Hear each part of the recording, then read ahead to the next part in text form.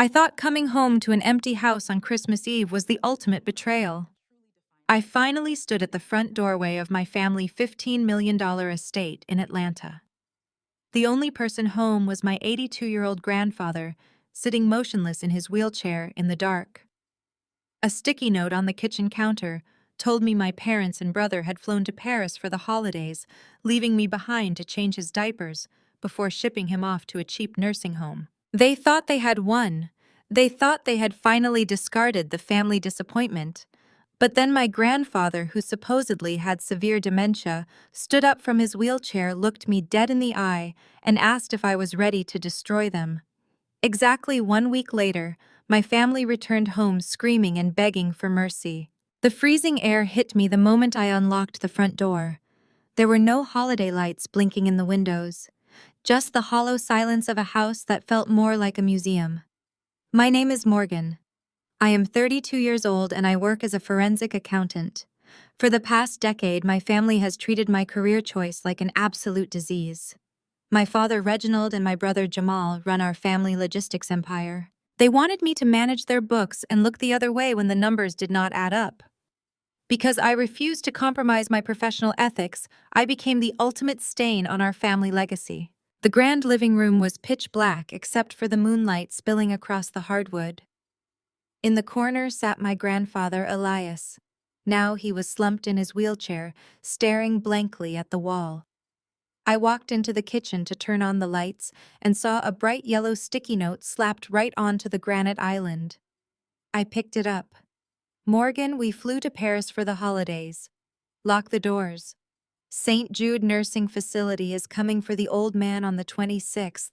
Do not screw this up. My hands started to shake. St. Jude was a terrible state facility. My family was sitting on hundreds of millions of dollars, and they were throwing the patriarch of our family into a discount home just to get him out of the way. Before I could even process the cruelty of it all, the tablet on the counter began to ring. It was an incoming video call. I tapped the screen and the faces of my mother Vivian and my sister-in-law Chelsea appeared. They were sitting in what looked like a luxury hotel suite overlooking the Eiffel Tower. Chelsea took a long sip of her champagne and smirked at the camera. Glad the glorified calculator arrived, she drawled. Chelsea was a white real estate flipper who married Jamal 5 years ago and made it her mission to push me out. I see you found our note, Chelsea continued. Make sure you change his diapers on time, Morgan. We are currently busy spending the holiday bonus you would have received if you had not been too stubborn to work for your own family. My mother looked directly into the camera with eyes that held zero maternal warmth. Just do your job, Morgan. You have been a massive disappointment to us your entire adult life. Try to be useful for once and handle the old man so we can finally sell that oversized house. Then my father Reginald stepped into the background of the video holding a crystal glass of bourbon. You are a stain on our success, Morgan, he sneered. Do not burn the house down while we are gone. The screen went black. They hung up on me. I stood in the freezing kitchen clutching the tablet. The sheer audacity of their entitlement made me feel physically sick. They had abandoned the man who gave them everything. I walked slowly back into the dark living room. Grandpa Elias was still sitting exactly where I had left him. I knelt down beside his wheelchair and gently placed my hand on his knee. I am so sorry, Grandpa, I whispered, my voice cracking. I am going to get you out of here. I will take you to my apartment. I promise I will not let them lock you away. The house was completely silent for 3 long seconds. Then something impossible happened. The frail 82-year-old man, who supposedly could not remember his own name, let out a deep scoff. He reached down, gripped the armrests of his wheelchair, and pushed himself up. I fell back onto the floor in absolute shock as Elias stood perfectly straight, towering over me in the dim moonlight. There was no tremor in his hands. There was no fog in his eyes. He looked down at me with the sharp, calculating gaze of the ruthless businessman who had conquered the Atlanta shipping industry. They actually think I am deaf-blind and crazy, he said, his voice booming through the empty room. They think they can drug me into compliance and steal my legacy to fund their pathetic vanity projects. I could not speak. I just stared at him, trying to understand how my grandfather had cured his own dementia overnight. "You are not sick," I finally managed to gasp. Elias let out a dark, humorless laugh.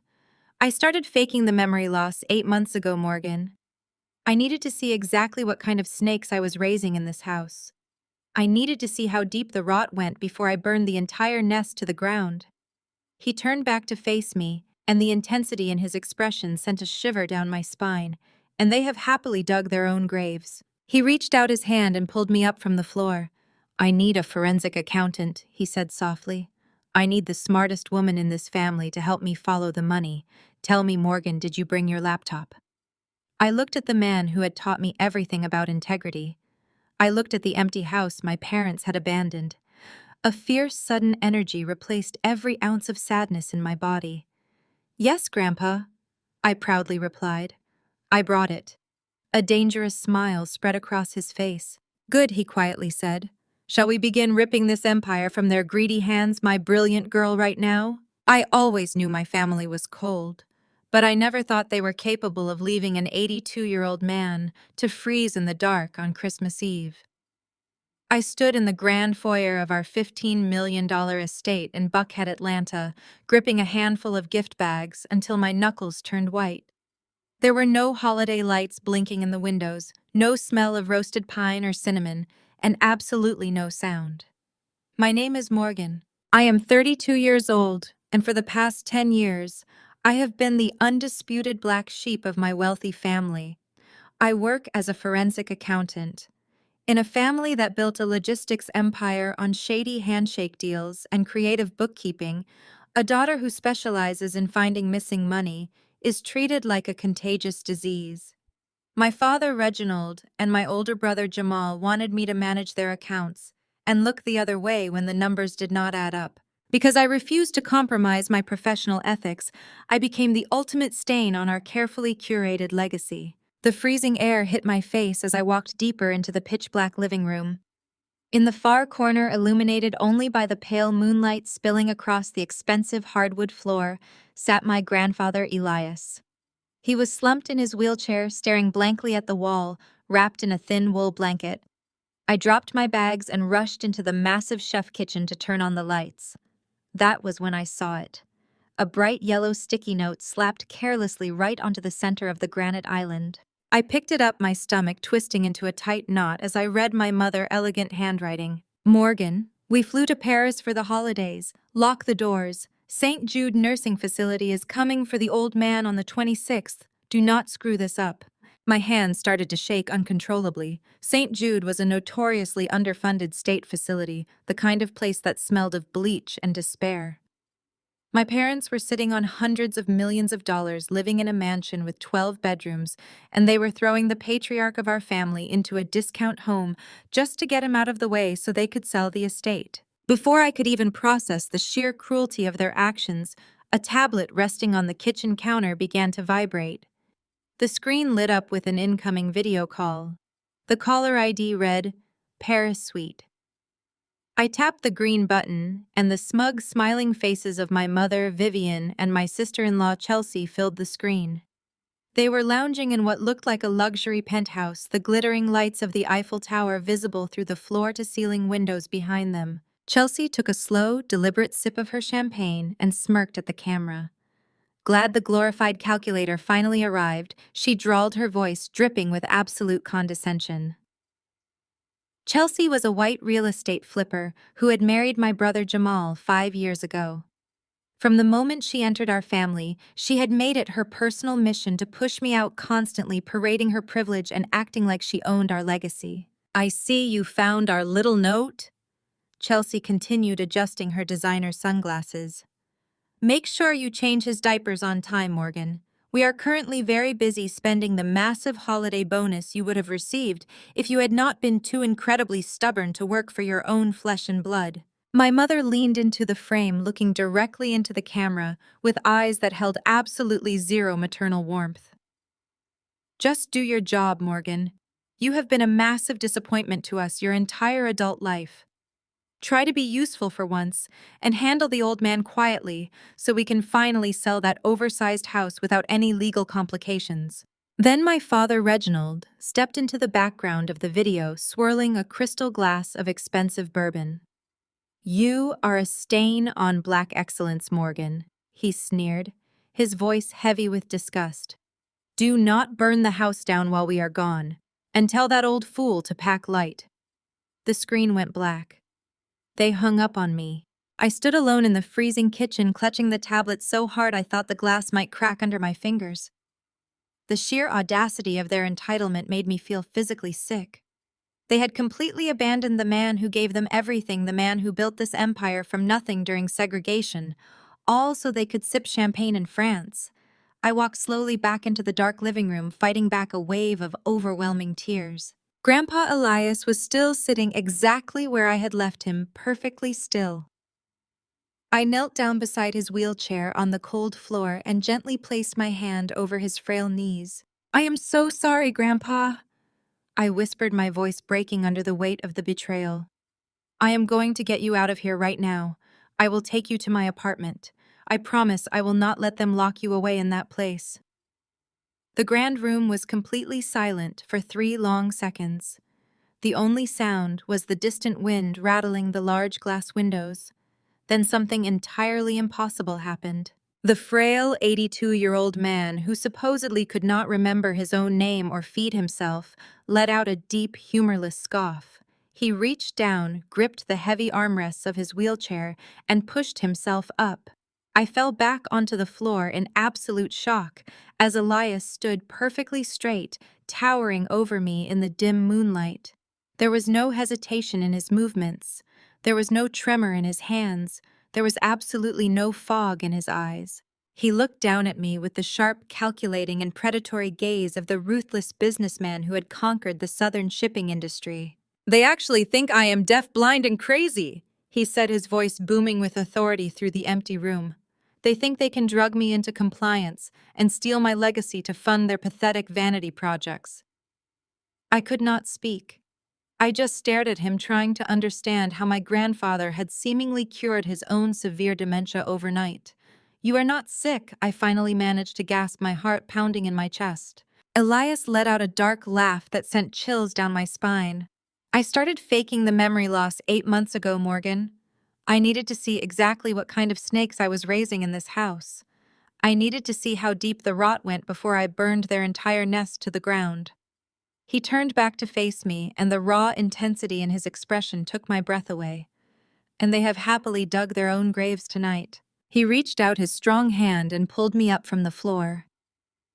"I need a forensic accountant," he said softly, but with terrifying precision. "I need the smartest woman in this family to help me follow the money. Tell me, Morgan, did you bring your laptop?" I looked at the man who had taught me everything about integrity and hard work. I looked around the freezing empty mansion my parents had so casually abandoned.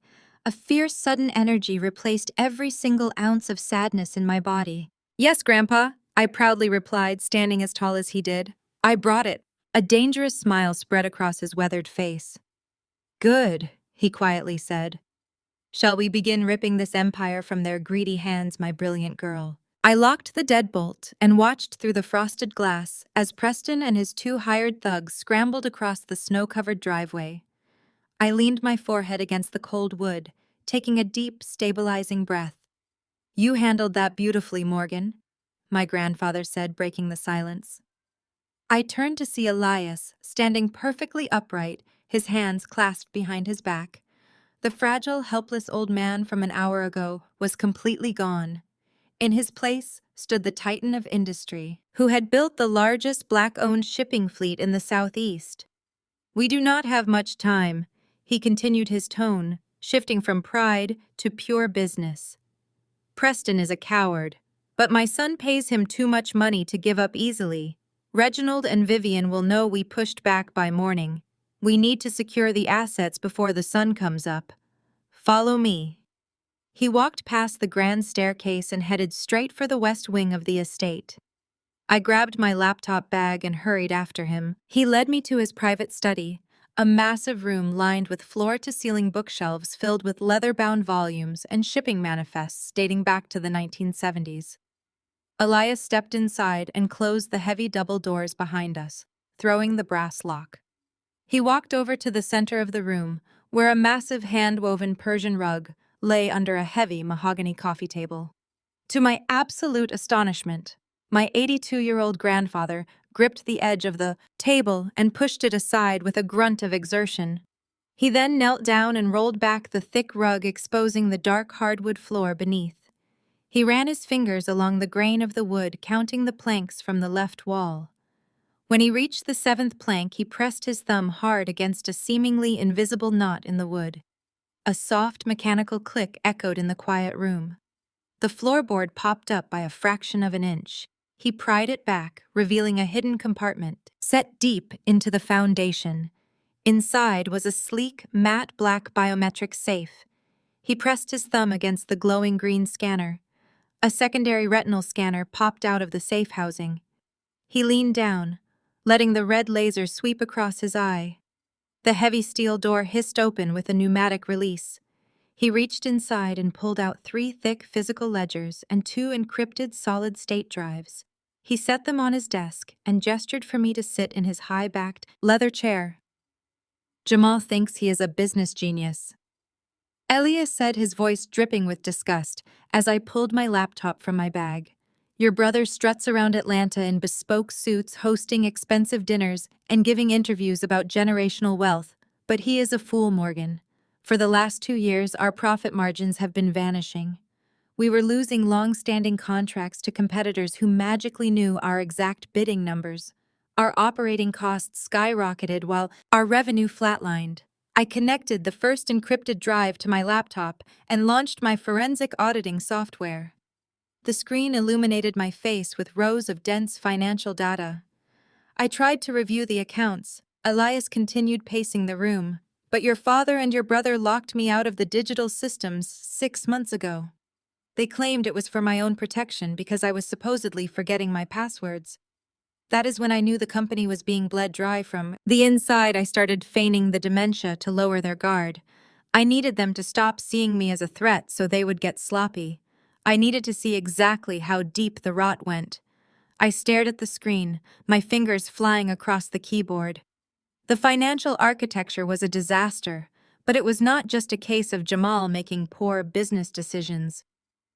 My eyes widened as the software began flagging dozens of suspicious transactions. Grandpa, I said, my voice dropping to a whisper, this is not incompetence. This is a highly coordinated extraction. I brought up a master spreadsheet. Over the past 18 months, millions of dollars had been funneled out of the primary corporate accounts under the guise of consulting fees, logistics analysis, and international vendor payments, but none of these vendors actually existed. Look at this routing data, I explained, pointing to a cluster of highlighted transactions. Jamal authorized a monthly payment of $400,000 to a company called Apex Solutions, based in Delaware. But the Delaware registry shows Apex is just a shell entity. The money does not stay there. It gets washed through 2 more dummy corporations before being wired to an offshore account in the Cayman Islands. Elias leaned over my shoulder, his jaw clenched tight. Can you trace the ultimate beneficiary of those offshore accounts? He asked. I am already breaking through their firewall, I replied, my adrenaline surging. Again. Whoever set this up was smart, but they left a digital footprint. They used the same IP address to access the fake vendor portals and the corporate banking hub. I just need to bypass the secondary encryption layer to unmask the primary account holder. The progress bar on my screen inched forward. The room was suffocatingly tense. I heard the grandfather clock ticking in the corner, measuring the seconds until the truth was finally exposed. The software pinged with a harsh electronic chime. The encrypted veil dissolved, revealing the name attached to the Cayman Islands Trust Fund, holding nearly 12 million stolen dollars. I stared at the name, completely paralyzed by the revelation. I looked up at my grandfather, my stomach turning over. It is not Jamal, I said, my voice trembling slightly. Jamal is just the idiot signing the checks. He is a puppet. Elias gripped the back of my chair. Who is it, Morgan? I turned the screen toward him. It is Chelsea, I said. Your white savior sister-in-law is systematically draining our entire legacy. She set up the shell companies, she is robbing the family blind, and Jamal is too busy trying to be a celebrity, CEO, to even notice that his own wife is the parasite destroying his empire. Elias stared at the screen, his eyes blazing with a terrifying, quiet fury. He had wanted to find a rat in the company. We both knew what had to happen next. It was time to lock them out completely and permanently today. I took a deep, stabilizing breath and stared at the glowing screen of my laptop. The silence in the hidden study felt incredibly heavy, weighted down by the realization of what my family had done to our legacy. Elias reached into the inner pocket of his tailored wool vest and pulled out a small, worn leather notebook. He flipped to the very last page and slid it slowly across the polished mahogany desk. "These are the Master Founder Override Protocols," he said, his voice steady and resolute. "I created them 40 years ago when we first transitioned our logistics fleet from paper ledgers to digital servers. My son Reginald and your brother Jamal never even knew these backdoor access points existed.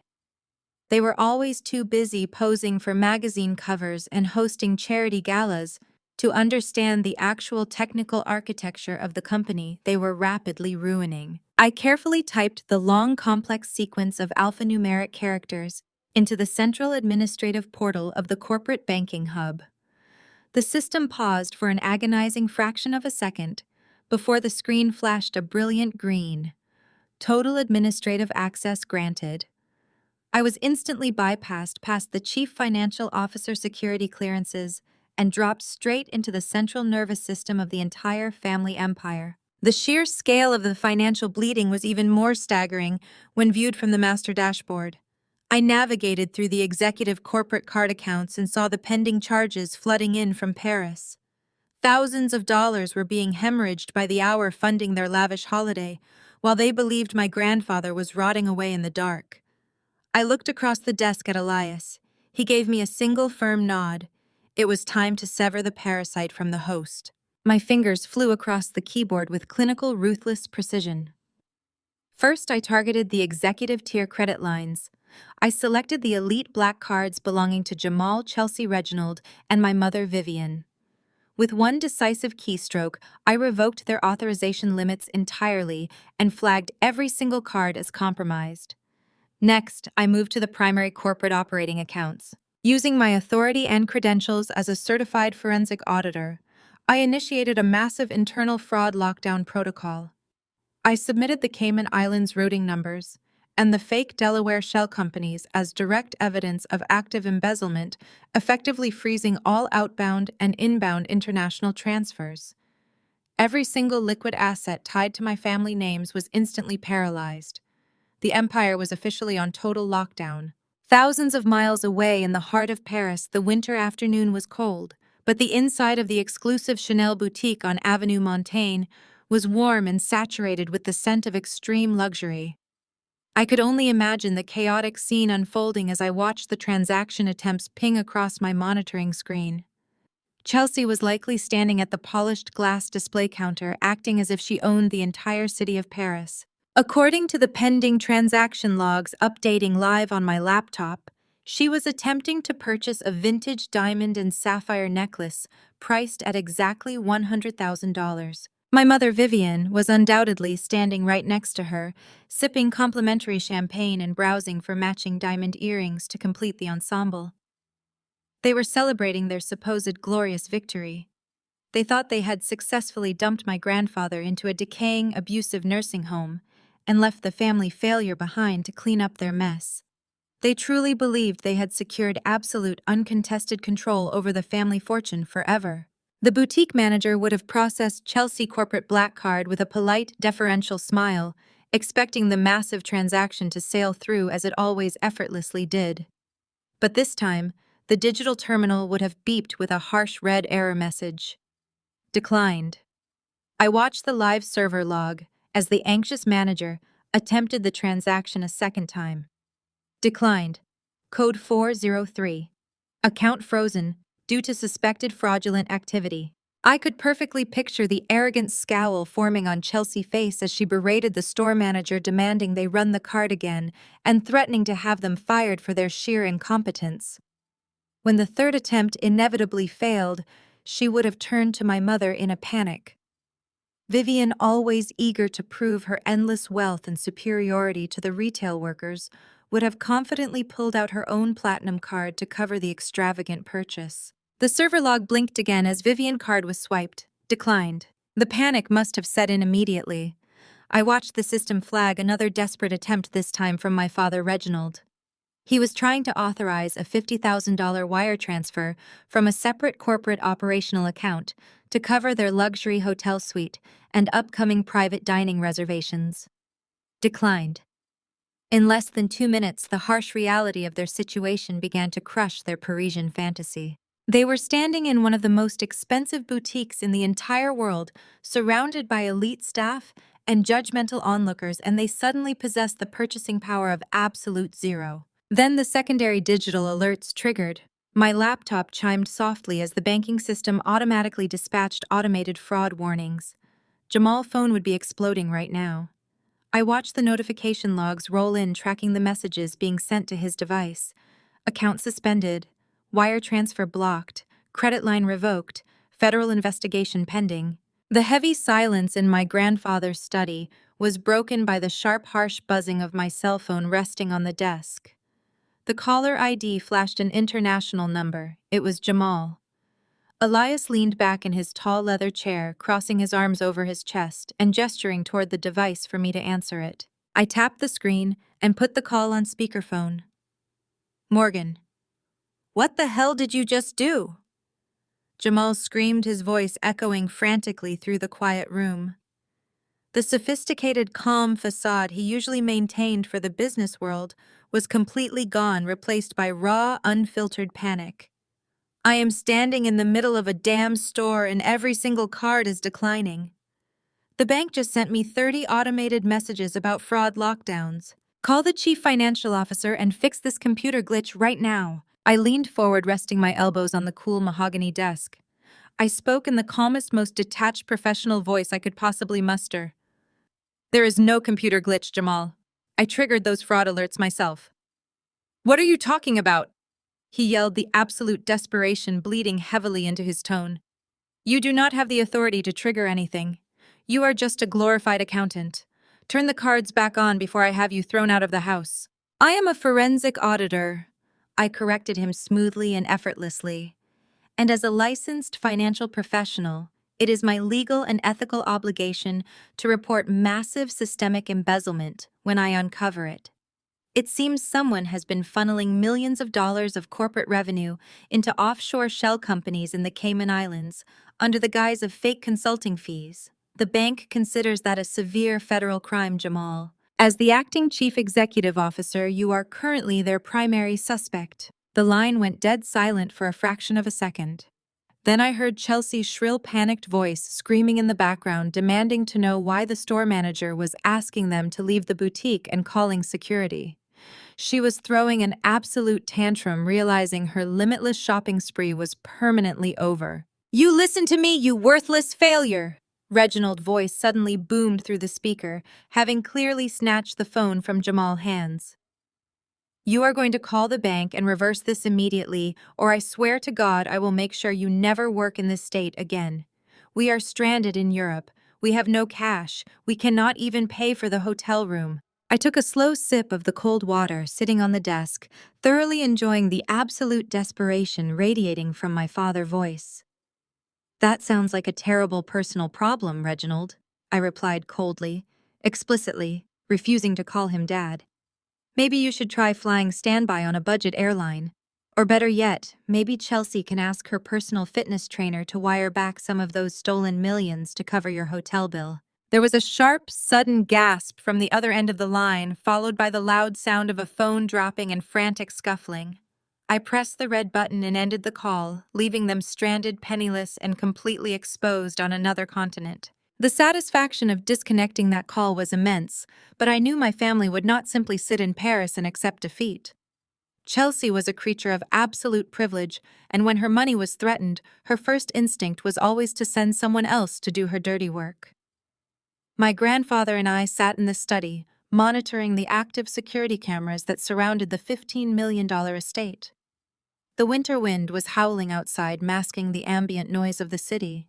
We spent the next 2 hours securing the digital perimeters of the logistics empire, locking down every subsidiary and closing every financial loophole Chelsea had exploited. Suddenly, the heavy silence of the mansion was shattered by a loud metallic grinding sound echoing from the grand foyer. I pulled up the front door camera feed on my laptop screen. A massive lifted pickup truck was parked illegally across the snow-covered driveway. Two men were standing on our front porch. One was a locksmith actively drilling out the high-security deadbolt. The other man hovering over him with his arms crossed was Lance. He was Chelsea's older brother, a sleazy local real estate flipper who made a living buying up foreclosed properties in predominantly black neighborhoods and renting them out at predatory rates. He was a man who walked through the world dripping with unearned arrogance and a toxic sense of entitlement. I watched the screen as the heavy oak door finally gave way. Lance shoved the locksmith aside, tossed him a wad of cash, and stepped right into my family home, as if his last name was on the deed. He did not bother to take off his snow-covered boots, leaving a trail of dirty slush across the immaculate marble floor. He was barking loudly into his cell phone, assuring his sister that he was inside the property and would handle the situation immediately. He kicked a priceless antique vase near the doorway, intentionally shattering it just to prove a point. The sound of breaking porcelain echoed loudly, indicating he was ready to cause maximum destruction if he did not get his way. I looked at my grandfather, who was watching the camera feed with an expression of pure icy disdain. He reached out and grabbed his heavy carved oak walking cane resting against the desk. "Let him come looking," Elias said, his voice low and dangerous. I stood up and walked out of the study, stepping into the dimly lit hallway that overlooked the grand foyer. Lance was pacing back and forth, shouting my name. "Morgan, get out here, right now!" he bellowed, his voice bouncing off the high ceilings. I descended the sweeping staircase slowly, my footsteps deliberately calm and measured. I stopped 3 steps from the bottom, looking down at the man who had just broken into my home. "Can I help you, Lance?" I asked, my tone completely flat and devoid of any intimidation. He ended his phone call and shoved his phone into his heavy leather jacket. He looked up at me with a sneer that perfectly mirrored his sister. "Listen to me, little girl," he spat, taking a step closer to the stairs. "My sister called me from France, crying her eyes out because you managed to hack into the family bank accounts and cause a massive headache. She practically owns this family now, and she authorized me to secure this property. So you are going to pack your cheap clothes and get out before I have you arrested for squatting in a white-managed property." I felt a flare of absolute rage ignite in my chest at his blatant racism and sheer audacity. He was standing inside an estate built by a black man during segregation, and he had the nerve to claim he managed it. "You do not manage anything here, Lance," I replied, my voice completely steady. "You just committed a felony by breaking out the lock on my front door. You are trespassing, and I highly suggest you turn around and walk back out into the cold before things get significantly worse for you." Lance let out a loud, mocking laugh. He stepped right up to the bottom of the staircase, bridging the distance between us. "You really think you have any power here?" he said, his face turning red with aggressive anger. "Reginald and Jamal gave my sister the keys to this kingdom a long time ago. They do not want you here. Nobody wants you here. You are just a pathetic failure playing games with money that does not belong to you. I am not asking you to leave, Morgan. I am telling you." Before I could formulate my next response, Lance lunged forward. He reached up and violently grabbed my right arm, his thick fingers digging painfully into my skin. He yanked me hard toward the bottom of the steps, trying to physically pull me down and drag me toward the open front door. I stumbled forward, my knee hitting the hard edge of the marble stair, trying desperately to break his iron grip. The physical pain was sharp, but my absolute determination overpowered it. I tried to pry his thick fingers off my arm, but his grip was relentless. "Let go of me," I shouted, struggling against his weight. He just yanked harder, a cruel smile twisting his face. "I said, get out!" he roared, pulling me closer to the foyer. Unhand my granddaughter immediately. The voice cracked through the grand foyer like a thunderclap, echoing with a terrifying absolute authority. Lance froze his grip on my arm, loosening just enough for me to wrench myself free and stumble backward up the stairs. We both turned to look at the top of the grand staircase. Grandpa Elias stood there silhouetted by the dim hallway lights. He was holding his heavy oak cane in his right hand, his posture rigid and commanding. He was no longer playing the part of a sick, confused old man. He looked exactly like the corporate titan who had crushed ruthless competitors for 4 decades. Lance blinked in confusion, clearly not expecting to see my grandfather standing under his own power. Chelsea had undoubtedly told him Elias was a helpless vegetable rotting away in a wheelchair, but Lance was too arrogant to recognize the danger standing right in front of him. He let out another loud, dismissive laugh, shaking his head. "Oh look, the senile old fool remembers how to walk," Lance mocked, pointing a finger up at Elias. "Go back to bed, old man. Chelsea is taking over the business, and she is putting you in a nice, quiet home where you belong. You are done. Both of you are done." Elias did not raise his voice. He did not break eye contact. He simply tightened his grip on his cane and stared down at the intruder invading his home. "You are a very foolish man, Lance," my grandfather said softly, the quiet threat in his tone making the air feel heavy. "You broke into my house, you put your hands on my blood, and you underestimate exactly who actually controls this empire." Lance rolled his eyes, clearly bored by the warning. Whatever, he scoffed, taking a step toward me again. "I am throwing her out. If you try to stop me, I will have the medics come wrap you in a straitjacket right now." I stood my ground, rubbing my bruised arm, my eyes locked on Lance. He really thought he had won. He really thought his white privilege and his sister manipulated authority gave him the right to assault me in my own family home. He had no idea what was about to happen next. Lance took another heavy step toward me, his massive hands reaching out to grab me again. I did not flinch or back away this time. I simply reached into my pocket, pulled out my phone, and tapped a sequence of 4 numbers on the screen. The command took less than 2 seconds to process. A low mechanical hum suddenly vibrated through the floorboards beneath our feet. Lance stopped mid-stride, looking around the grand foyer in confusion as the ambient lighting shifted from a warm yellow to a harsh, glaring security white. I triggered the ultimate security protocol. I explained, my voice perfectly calm, echoing through the cavernous space. "What the hell did you just do?" Lance demanded, his eyes darting toward the large bay windows. He got his answer immediately. Thick, reinforced steel shutters began sliding down over every single pane of glass on the ground floor, hitting the marble sills with heavy, echoing thuds. The massive oak front door behind him slammed shut on its own, driven by a powerful pneumatic hinge. A heavy electronic click signaled that the electromagnetic deadbolts had fully engaged. The estate was now hermetically sealed, locking us inside, and more importantly, locking him in. "Open that door right now, you crazy girl!" Lance yelled, marching back toward the entrance and pulling violently on the brass handle. It did not even budge. He kicked the solid wood, leaving a scuff mark from his muddy boots, but the door remained completely immovable. "You cannot lock me in here." He spat, his face turning a blotchy shade of red. "My sister is the primary beneficiary of this estate, and I am acting on her direct authority. You are going to jail for kidnapping." I slowly walked down the remaining 3 steps, joining him on the main floor.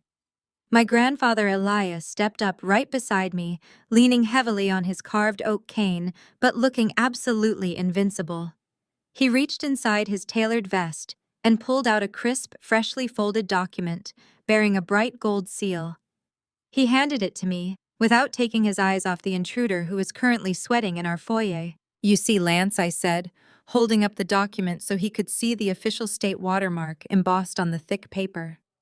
Chelsea fundamentally misunderstood how generational wealth actually works in this family. My grandfather did not build a shipping empire during segregation by being careless with his assets. He never legally transferred ownership of this estate to my father or to Jamal. They only had temporary residency privileges that were revoked the exact moment they booked their flights to Paris and abandoned him. I unfolded the heavy paper and read the header aloud. This is a newly executed irrevocable living trust signed and notarized just 3 hours ago. I brought a mobile notary here myself while your sister was trying on diamonds in France. This document legally transfers 100% of this estate and all its physical assets into a blind trust. And as of 8 o'clock this morning, I am the sole acting trustee, with absolute unmitigated control over the property. Lance stared at the paper, his brain clearly struggling to process the complex legal reality of his situation. I do not care about your fake legal papers, he growled, taking a threatening step toward me. Chelsea has power of attorney. She manages the finances. You are just a glorified bookkeeper trying to play lawyer. Open the damn doors before I tear this place apart. Chelsea had power of attorney, I corrected him, a satisfied smile breaking across my face. But a power of attorney is instantly null and void the moment the principal places their assets into an irrevocable trust. My grandfather has willingly surrendered his individual ownership and handed the entire physical kingdom directly to me. Chelsea has absolutely zero authority over this house. She does not own the walls, she does not own the floors, and she certainly does not own the front door you just drilled through. I pointed down at the ruined brass lock mechanism lying in pieces on the marble floor. Which brings us to your current predicament, Lance, I continued, my tone dropping to a deadly whisper. Because Chelsea has no legal claim to this property, you have no legal permission to be standing here. You bypassed a security gate, you destroyed a lock, and you forcibly entered a private fortified residence. Under Georgia state law, you just committed a first-degree felony home invasion. The color drained completely from his face. He looked from me to my grandfather, and then back to the steel shutters sealing the windows. His chest began to heave as the reality of the trap finally closed around him. You set me up, he stammered, his voice losing all its previous aggressive bravado. You trapped me in here on purpose. I did not set you up, Lance, I replied coolly. You set yourself up when you let your racist entitlement convince you that you could walk into a black family home and throw people out. I knew Chelsea would send you the moment she realized her corporate cards were declining. You are her favorite attack dog, so I prepared a welcome committee. Right on cue, the piercing wail of police sirens cut through the howling winter wind outside. The flashing red and blue lights reflected against the tiny gaps in the steel shutters, casting an eerie, alternating glow across the dark foyer. I had quietly texted the local precinct commander 5 minutes before Lance even arrived on the property. Open the door! Lance screamed, his panic escalating into pure frantic terror. He ran back to the heavy oak door, pounding his fists against the wood.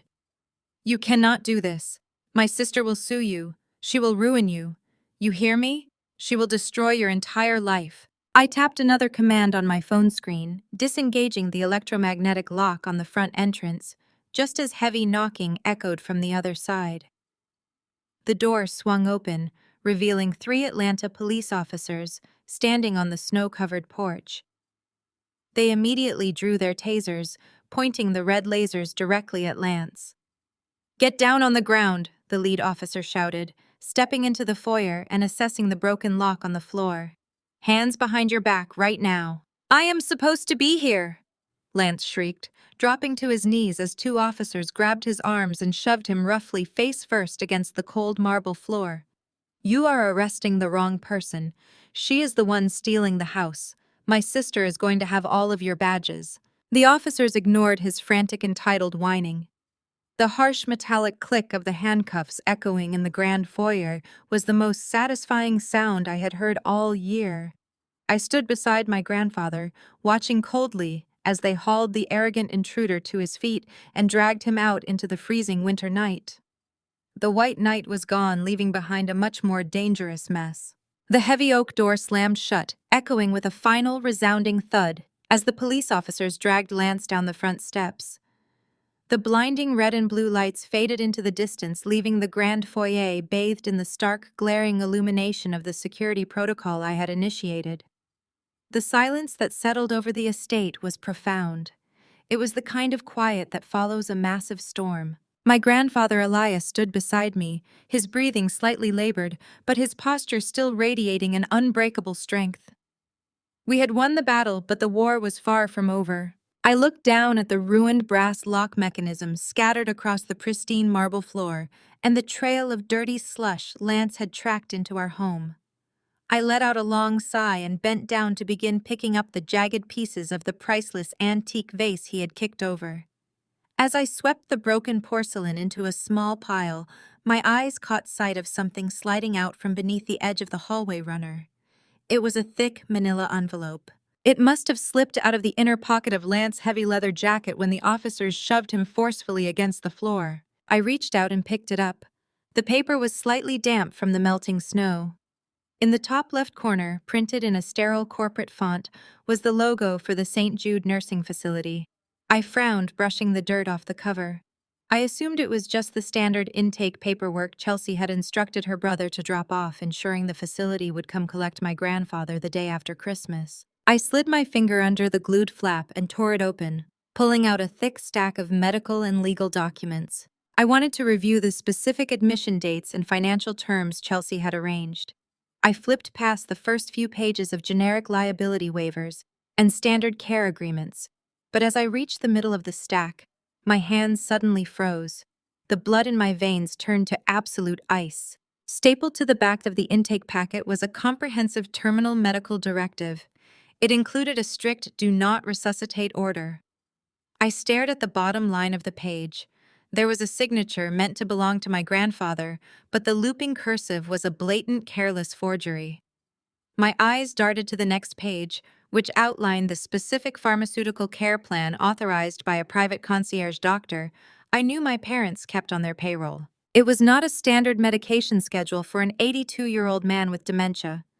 It was an aggressive terminal sedation protocol. The doctor had prescribed massive lethal doses of central nervous system depressants and heavy opioid painkillers. The scheduled dosages were staggering. To a layman, it might look like aggressive pain management, but as a forensic auditor who frequently reviewed medical billing fraud, I knew exactly what I was looking at. This specific combination of narcotics administered to a man of his age would inevitably induce rapid respiratory failure within 72 hours of admission. My breath caught in my throat. The room started to spin. They were not just abandoning him in a cheap facility to get him out of the house. They were sending him there to be chemically executed. My mind raced back to the master financial dashboard I had been auditing in the study an hour ago. I remembered seeing a corporate life insurance policy folder, but I had bypassed it to focus on the active checking accounts. I pulled my phone from my pocket and quickly logged back into the remote server, viewing the insurance register.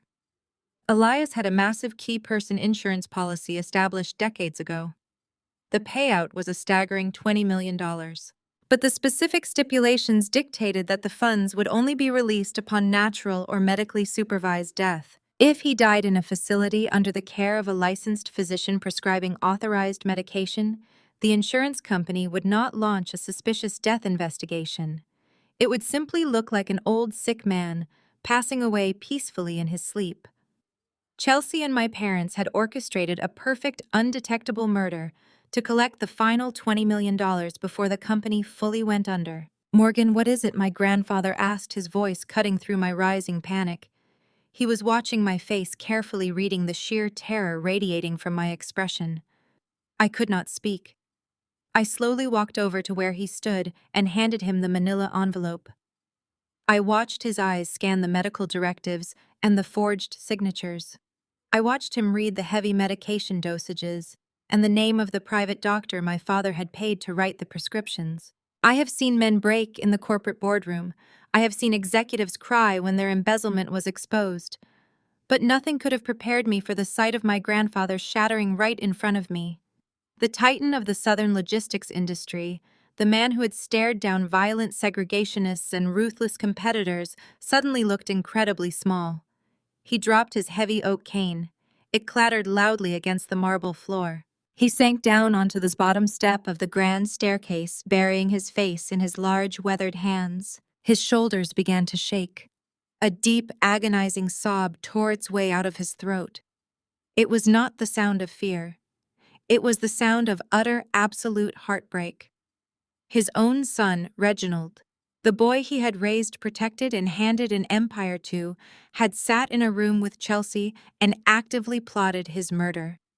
They had put a price tag on his life and deemed him worth $20 million dead. I stood there watching the strongest man I had ever known weep over the ultimate betrayal. The cold, logical part of my brain, the part that analyzed numbers and traced missing funds, simply switched off. A dark, consuming rage took its place, burning hotter than anything I had ever felt in my entire life. They did not just hate me. They did not just want to steal our money. They were actively malicious, violent predators willing to kill their own blood to maintain their lavish lifestyle in Paris.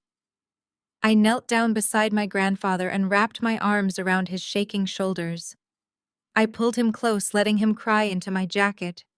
"Do not shed another tear for them, Grandpa," I whispered, my voice dropping to a low, terrifying register. "They are dead to us." Up until this exact moment, my plan had been tactical. I only wanted to freeze the accounts, secure the estate, and force them out of the company. I wanted to teach them a lesson about underestimating the daughter they called a failure. But seeing the forged death warrant in my hand changed everything. Justice was no longer enough. I did not just want to stop them anymore. I wanted total, absolute annihilation. I wanted to burn their pride, their freedom, and their entire future to ash. I stood up and picked up the dropped oak cane, handing it back to my grandfather. He took it, wiping the tears from his eyes, his expression hardening into stone. He looked at me and saw the dangerous fire burning in my eyes. "We are going back to the study," I stated firmly, helping him to his feet. "We have exactly 48 hours before they realize they are entirely locked out of their lives and try to fly back here. We are going to build a cage so tight they will never see the sun again." Elias gripped his cane tightly, nodding once. "Let us finish them," he quietly replied. The words hung in the air, a solemn vow between a grandfather and his granddaughter. I did not waste another second. The elegant, formal dining room with its massive mahogany table was immediately repurposed. We carried my dual monitors from the study, extending cables across the expensive carpets. I dragged in a high-speed laser printer alongside boxes of fresh paper and thick black binders. Digital files could be corrupted by corrupt insiders, but paper trails placed directly into the hands of federal agents were permanent. The bright glow of the monitors reflected in the dark polished wood. The clock was ticking. We had less than 48 hours before my parents and Chelsea managed to beg, borrow, or steal their way onto a flight back to Atlanta. I poured 2 cups of black coffee, handing one to Elias before sitting down at the center of the dining table. The gloves were completely off. I was no longer just auditing a company. I was dismantling a criminal syndicate masquerading as my family. I started by mapping the primary arterial flow of the stolen cash. Chelsea had been careful, but arrogance breeds carelessness. She layered her Delaware shell companies behind anonymous registered agents, but made the fatal mistake of using identical routing numbers for her international transfers. I ran a recursive tracing algorithm sorting through thousands of logistics invoices from the past 2 years. The printer began spitting out page after page of fraudulent billing statements. I took a red marker and began drawing connecting lines on the printed documents, spreading them across the dining table. I traced the consulting fees paid to a fake firm called Apex Solutions. From Apex, the money was divided into 3 smaller payments and sent to holding accounts in Nevada. Then it was wired directly to the Cayman Islands trust fund I uncovered earlier. Tracking the money was only half the battle. I needed to show that Jamal and the chief financial officer were actively facilitating the theft. I dove deeper into the corporate intranet. My grandfather sat across from me, methodically reviewing the printed invoices and organizing them by date and dollar amount. His energy was relentless, fueled by the ultimate betrayal he had just discovered. He pointed out discrepancies in the fuel budgets and shipping manifests, instantly identifying precisely which contracts had been deliberately undervalued to create slush funds for Chelsea. Suddenly, my screen flashed with a bright red warning banner. "Access denied. Security protocol initiated." I frowned, leaning closer to the monitor. "Someone is actively blocking me," I said, my fingers hovering over the keyboard. The chief financial officer must have set up a secondary internal firewall to trigger if anyone searched the archive for specific routing numbers. He is now using a dynamic encryption protocol to lock down the executive communication logs. Can you break it? Elias asked, his eyes fixed on the red screen. I cracked my knuckles. I am a forensic auditor, I replied, a grim smile touching my lips. Breaking financial firewalls is exactly what I do for a living. I opened a backdoor terminal using the founder override codes Elias had given me earlier. The chief financial officer thought he was clever, but he was using standard corporate security software. I launched a brute force decryption script targeting the specific administrative node he used to approve Jamal wire transfers. The screen filled with scrolling lines of green code as my software systematically dismantled his digital barricade. It took exactly 14 minutes for his defenses to completely collapse. The firewall shattered, and the executive communication archives spilled open.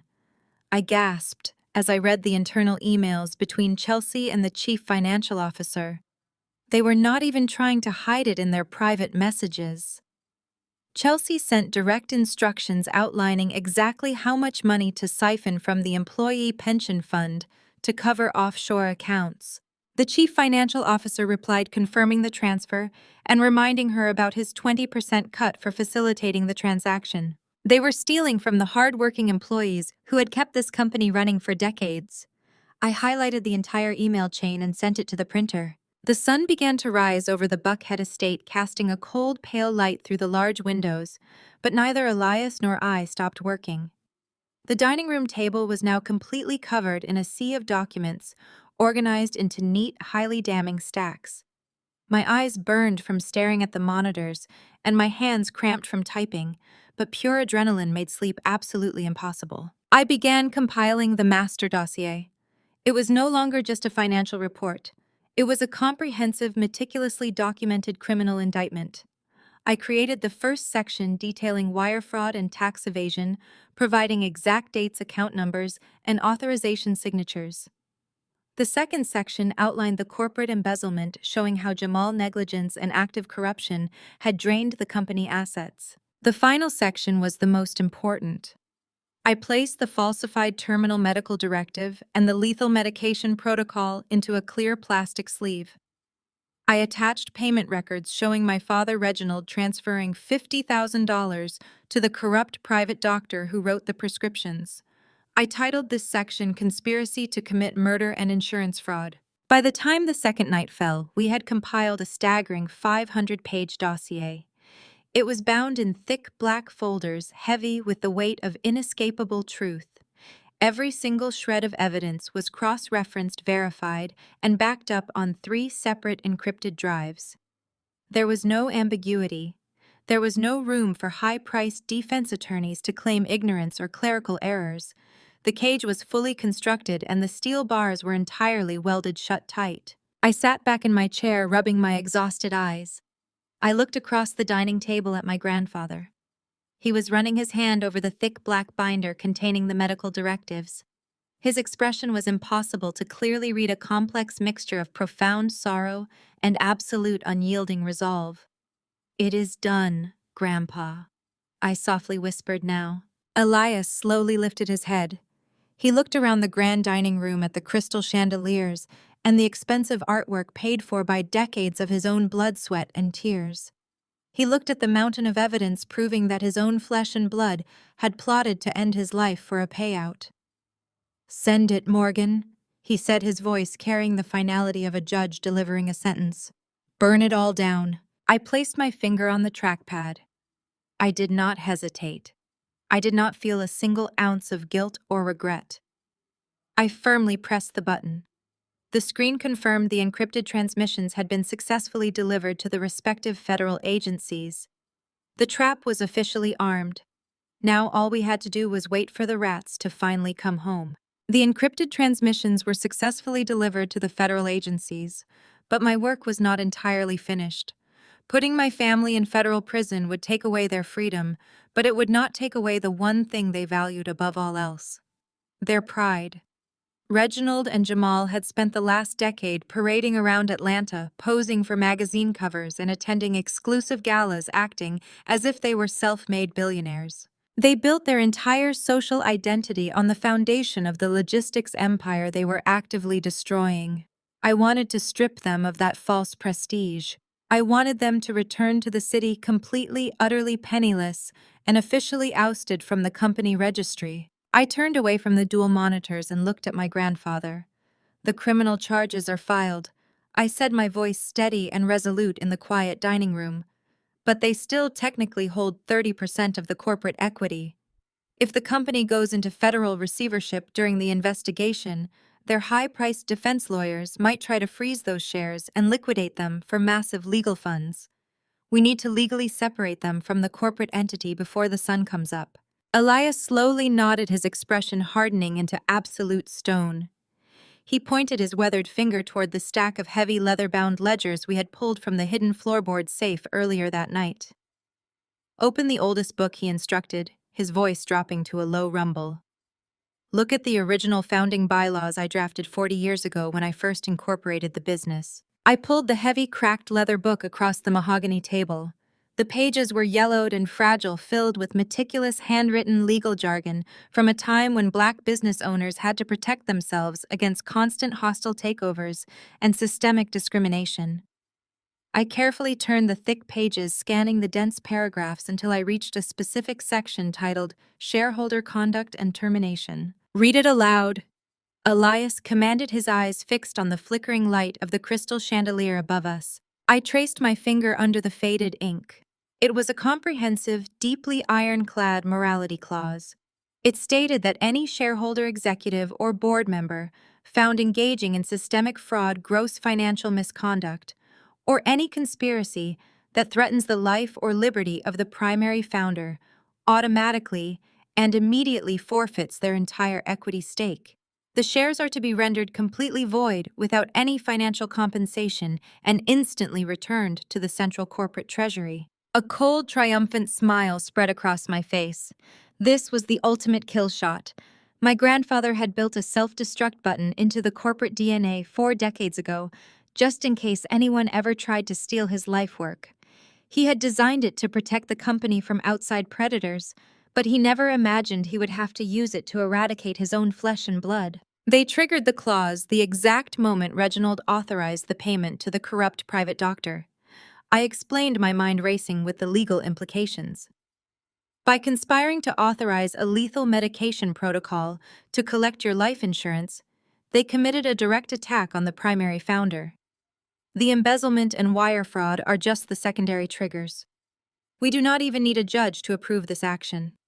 As the acting trustee, I can execute the forfeiture right now. "Do it," Elias said without a single ounce of hesitation. "Erase them from my legacy completely." I turned back to my laptop and opened the Master Equity Registry. I located the specific share blocks assigned to my father Reginald, my mother Vivian, and my brother Jamal. Chelsea did not own any direct shares because Elias had wisely blocked her from the registry, but her entire lavish lifestyle was entirely funded by Jamal equity dividends. They held millions of dollars in preferred corporate stock, which they regularly used as collateral to secure their luxury car loans and high-end real estate mortgages. My fingers flew across the keyboard, drafting the official corporate addendum. I cited the exact articles from the founding bylaws referencing the morality clause and the specific breaches of fiduciary duty. I attached the banking logs showing the offshore wire transfers to Chelsea shell companies. I linked the falsified medical directives proving the conspiracy to commit murder. With clinical precision, I initiated the equity forfeiture protocol. I watched the progress bar on my screen as the system systematically zeroed out their ownership percentages. Reginald went from holding 15% to absolute zero. Vivian went from 5% to absolute zero. Jamal, the arrogant golden boy who called himself the chief executive officer, went from 10% to absolute zero. The shares were instantly absorbed back into the central corporate treasury, which was now entirely controlled by the irrevocable blind trust I managed. In less than 10 minutes, I had completely obliterated their financial existence. They were no longer executives. They were no longer shareholders. They were entirely severed from the empire. But I knew that an internal corporate maneuver was not enough to make it permanent. The federal government needed to recognize the restructuring before the markets opened on Monday morning. I opened a direct secure portal to the Securities and Exchange Commission and the Internal Revenue Service. I compiled the executed forfeiture documents, the updated corporate bylaws, and the revised ownership registry. I categorized the submission as an emergency corporate restructuring due to catastrophic executive misconduct. I hit the send button for the second time that night, dispatching the massive dossiers to the federal financial regulators. The system confirmed the receipt, stamping the documents with official government time codes. It was perfectly legal, perfectly documented, and absolutely irreversible. By the time my family landed back on American soil, they would not just be facing criminal indictments from the Federal Bureau of Investigation. They would be waking up to a reality where their net worth was entirely eradicated. The banks would see the updated registry and instantly call in the loans on their luxury cars and private club memberships. I sat back in my chair, the adrenaline still rushing through my veins. The sky outside the large dining room windows was shifting from pitch black to a pale morning blue. The long, grueling night of forensic warfare was finally over. The dining table was covered in red strings, printed bank statements, and empty coffee cups, but the estate felt cleaner than it had in a decade. The heavy, suffocating presence of their greed and toxicity had been mathematically and legally exorcised from the premises. I looked over at my grandfather. He was sitting quietly, his hands resting on his carved oak cane. He did not look tired. He looked remarkably unburdened. We had forged the weapons, we had aimed them perfectly, and we had pulled the trigger without mercy. The trap was flawlessly set. Now the only thing left to do was wait for the flight from Paris to finally land. While the cold light of morning washed over the mahogany table in Buckhead, an entirely different reality was unfolding 4,000 miles away in Paris. The absolute destruction of their financial safety net had left my family completely paralyzed. They had been unceremoniously escorted out of the boutique by armed security guards after attempting to use 4 different voided credit cards. They were left standing on the freezing pavement with nothing but the designer clothes on their backs. The hotel management had already received the automated fraud alerts and promptly locked them out of their luxury penthouse suite. Their luggage, their passports, and their remaining dignity were being held hostage until they could settle a catastrophic outstanding balance. Chelsea was a woman who had never experienced the bitter taste of real consequences. But desperation is a harsh teacher. She realized very quickly that her arrogant charm would not pay the bills.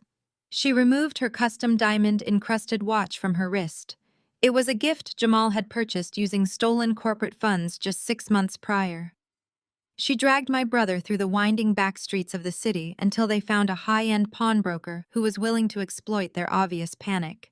The broker gave her a tiny fraction of what the watch was actually worth, but it was just enough cash to retrieve their passports and purchase 4 one-way tickets back to Atlanta. There were no private jets waiting for them on the tarmac. There were no priority boarding passes or complimentary glasses of vintage champagne. They were forced to endure the ultimate humiliation of booking 4 scattered middle seats in the absolute back row of a budget commercial airliner. The 14-hour international flight became a suffocating prison of their own making. My brother Jamal sat wedged between a crying toddler and a passenger who continually encroached on his limited personal space. He spent the first 3 hours of the flight staring blankly at the seat in front of him, completely broken by the sudden evaporation of his wealth. He had always defined his entire existence by his tailored suits and his expensive sports cars. Without the corporate bank accounts funding his false reality, he was absolutely nothing. Chelsea sat 1 row behind him, stewing in a toxic mixture of panic and furious entitlement.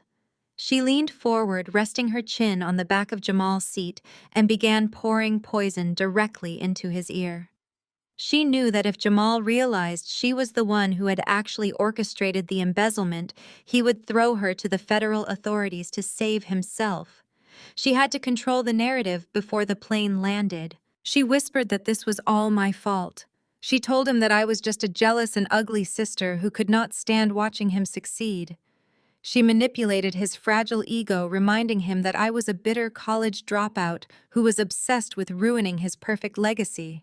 She spun a convoluted lie claiming that I had somehow fabricated the banking logs out of pure spite just to turn their grandfather against them. Jamal was a weak man who desperately needed someone else to blame for his own failures. He swallowed every single word of her toxic manipulation. He convinced himself that I was the villain and that he was the righteous victim of an elaborate and unhinged sibling rivalry. 2 rows ahead of them, my parents were trapped in their own cramped middle seats, plotting a much darker and more violent retaliation. Reginald and Vivian had spent their entire lives treating people like disposable assets, and they were not about to let an accountant dictate their future. My mother leaned her head against my father's shoulder, keeping her voice low so the other passengers would not hear their sinister conspiracy. Vivian insisted that my grandfather was too old and frail to stop them once they physically overpowered me. She reasoned that since they still held the forged medical directives, they could simply force their way into the estate and execute the original plan. Reginald agreed, his face twisting into a mask of pure aggressive hatred. He whispered that he was going to beat me until I reversed the security protocols and surrendered the master access codes. He planned to drag Elias out of his wheelchair by force and throw him into the back of a van. They meticulously outlined how they would hire unlicensed medical thugs to meet them at the house the moment they arrived. They intended to bypass the local authorities entirely and use sheer physical violence to reclaim the mansion. Reginald assured Vivian that once Elias was heavily sedated and locked away in the discount facility, he would personally ensure that I ended up homeless on the streets of Atlanta.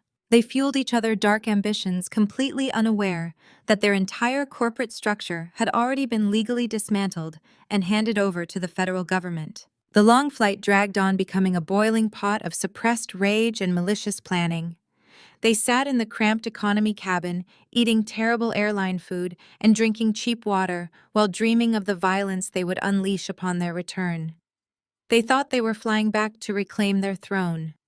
They thought they could simply kick down the front door and terrorize me into submission, just like they had always done when I was a child. Every mile they crossed over the Atlantic Ocean brought them closer to their absolute demise. They were like blind vultures circling a carcass, completely oblivious to the fact that the trap had already been heavily baited and firmly set. I was sitting comfortably in the warm dining room in Buckhead, drinking fresh coffee and watching the digital flight tracker on my monitor inch closer to the eastern seaboard. I knew exactly what time their wheels would touch the runway. I knew exactly how long it would take them to find a cheap taxi and navigate the winter traffic back to the estate. The waiting was the most satisfying part of the entire operation.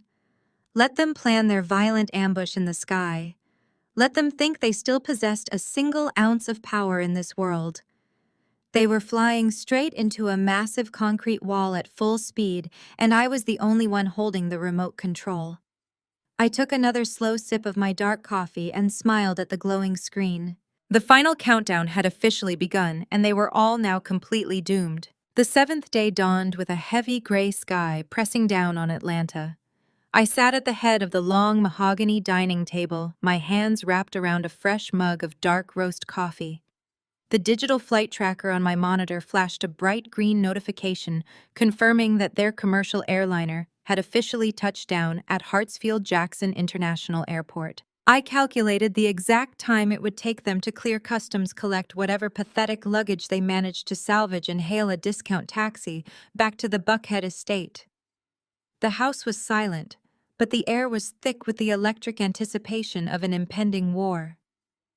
My grandfather Elias sat across from me, his hands resting calmly on the polished silver head of his oak walking cane. He wore a perfectly tailored 3-piece suit, looking every bit the ruthless titan he had always been. It took exactly 2 hours and 14 minutes for the chaos to finally reach our doorstep. The crunching of heavy tires on the icy gravel driveway signaled their arrival. There was no polite knocking, there was no hesitation. The heavy oak front door, which had been temporarily secured after Lance destroyed the primary deadbolt, was violently kicked open. It slammed against the marble wall of the grand foyer with a deafening crack that echoed through the entire mansion. The cold winter wind howled through the open doorway, carrying with it the unmistakable toxic energy of my deeply enraged family. They stormed into the foyer looking like an absolute nightmare version of the pristine elite family they always pretended to be. 14 hours in cramped economy class seats had completely destroyed their polished facades. Reginald wore a wrinkled designer suit that reeked of cheap airplane coffee and stale sweat. Vivian had dark circles under her eyes, her usually immaculate hair frizzy and unkempt. Jamal looked pale and frantic, his eyes darting wildly around the room like a cornered animal. Chelsea was practically vibrating with a malicious, violent fury. But they did not come alone. Trailing closely behind my family were two large, intimidating men wearing ill-fitting white medical scrubs. They did not look like actual healthcare professionals. They looked exactly like what they were, which was cheap, unlicensed muscle hired off the street to do dirty work. One of them was dragging a heavy collapsible medical stretcher over the pristine marble floor, leaving deep black scuff marks in his wake. The other man was carrying a black leather medical bag, and I could clearly see the outline of a large plastic syringe already prepared in his hand. They had brought the lethal sedatives right to our front door. Chelsea spotted me sitting calmly in the dining room and lost her mind. She stomped into the room, her face contorted into a mask of pure, white-hot rage. "Drag that old man out of here right now!" she screamed at the fake paramedics, pointing a shaking finger directly at my grandfather. "Get him strapped to that stretcher and get him out of my house." Then she turned her furious gaze to me, her voice cracking with hysterical entitlement.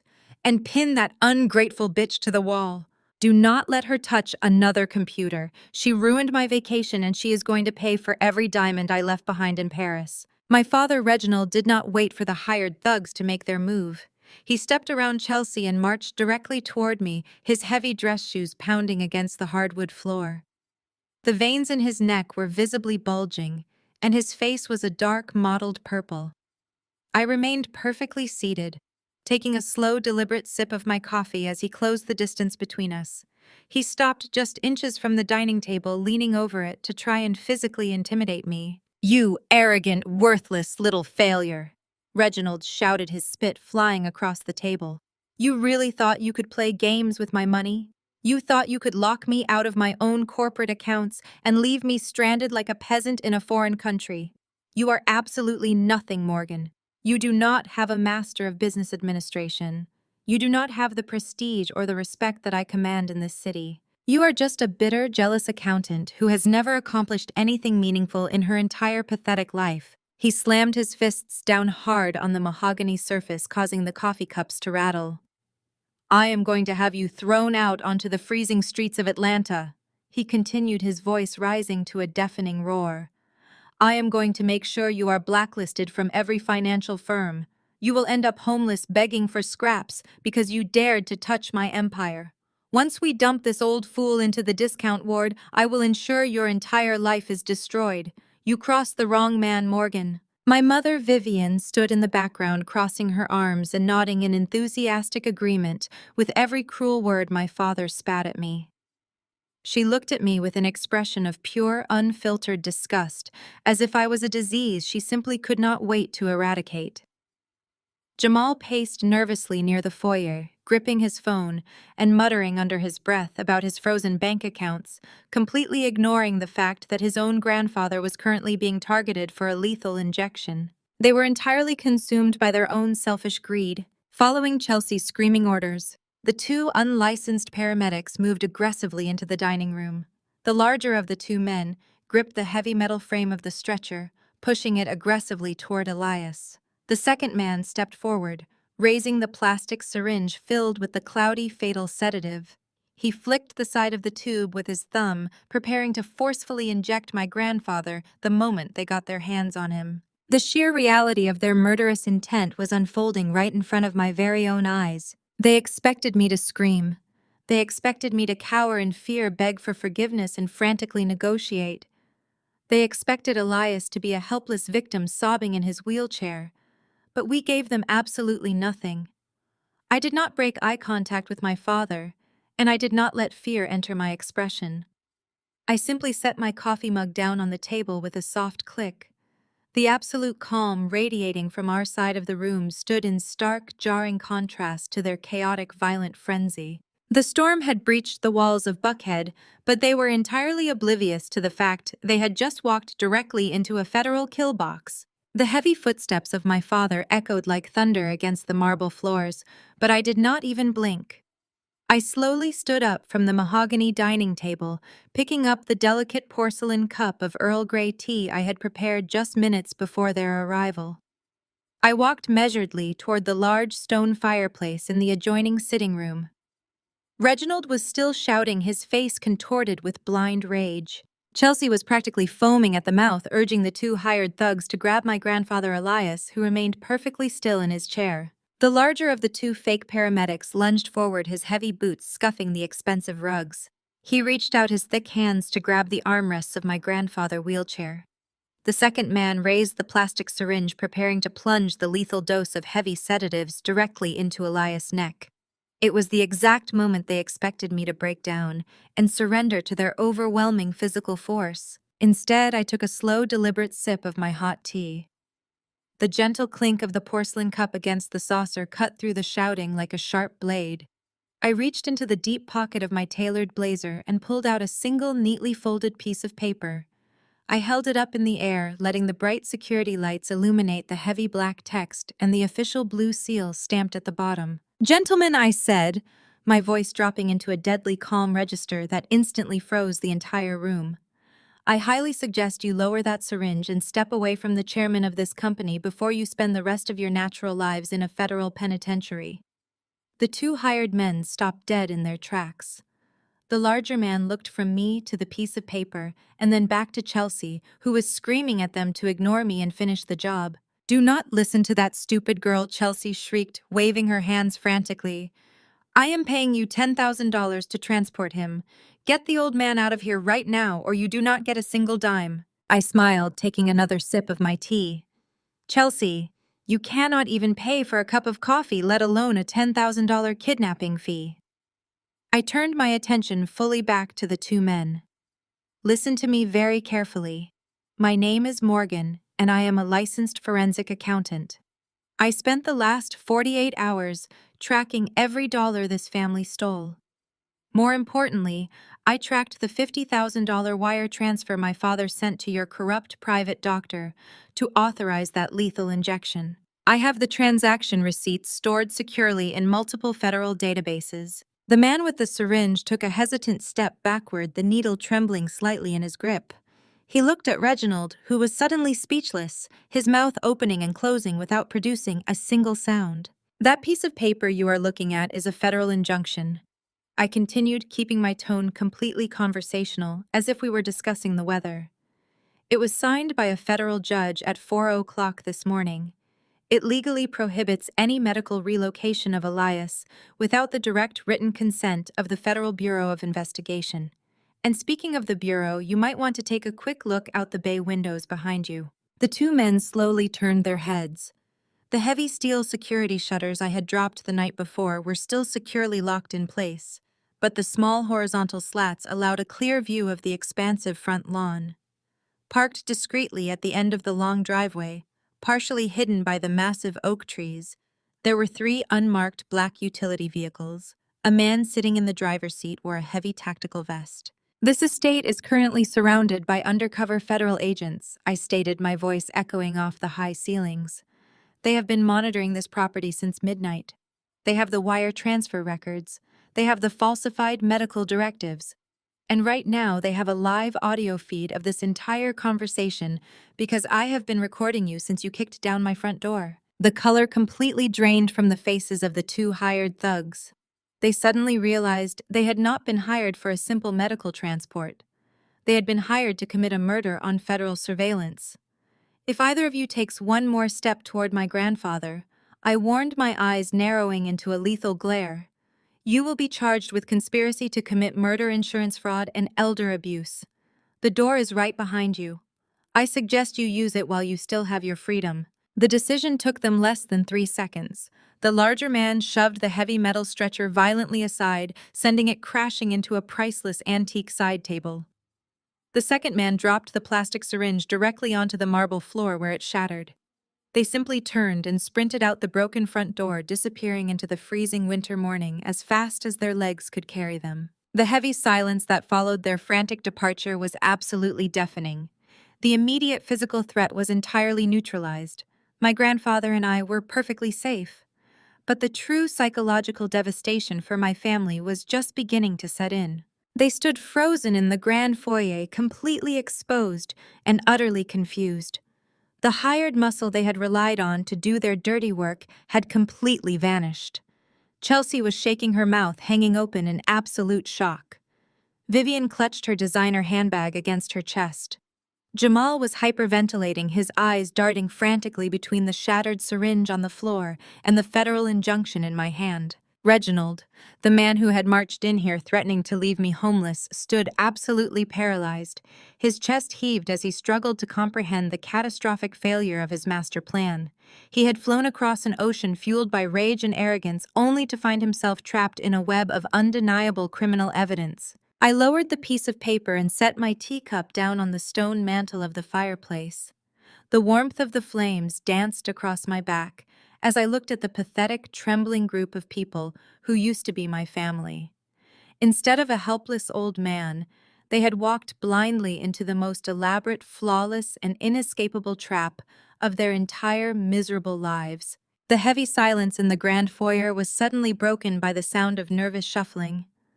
My father, Reginald, remained frozen in shock, but my older brother Jamal decided it was his turn to try and salvage their shattered reality. Jamal had always been the golden boy of our family.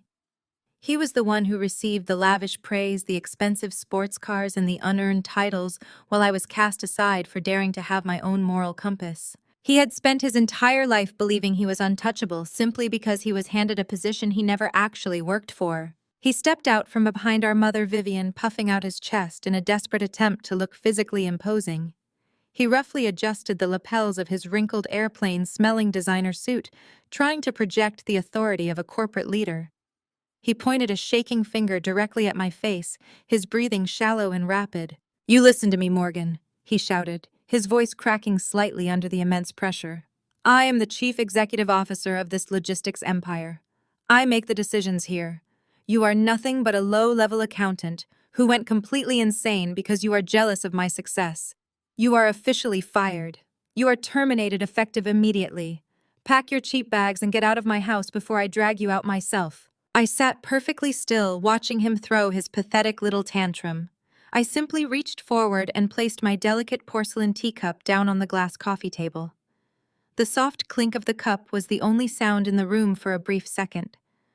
I looked over at my grandfather Elias, who was watching Jamal with an expression of absolute disgust. I reached into the thick black binder resting beside my tea and pulled out a single crisp document. It was the official corporate restructuring form bearing the prominent federal timestamps from the Securities and Exchange Commission and the Internal Revenue Service. I slowly, deliberately slid it across the smooth glass table toward my brother. "You really should learn to read the corporate bylaws, Jamal," I said, my voice dropping to a smooth, icy whisper.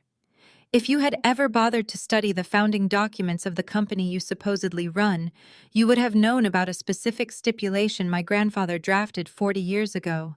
It is called the Morality Clause."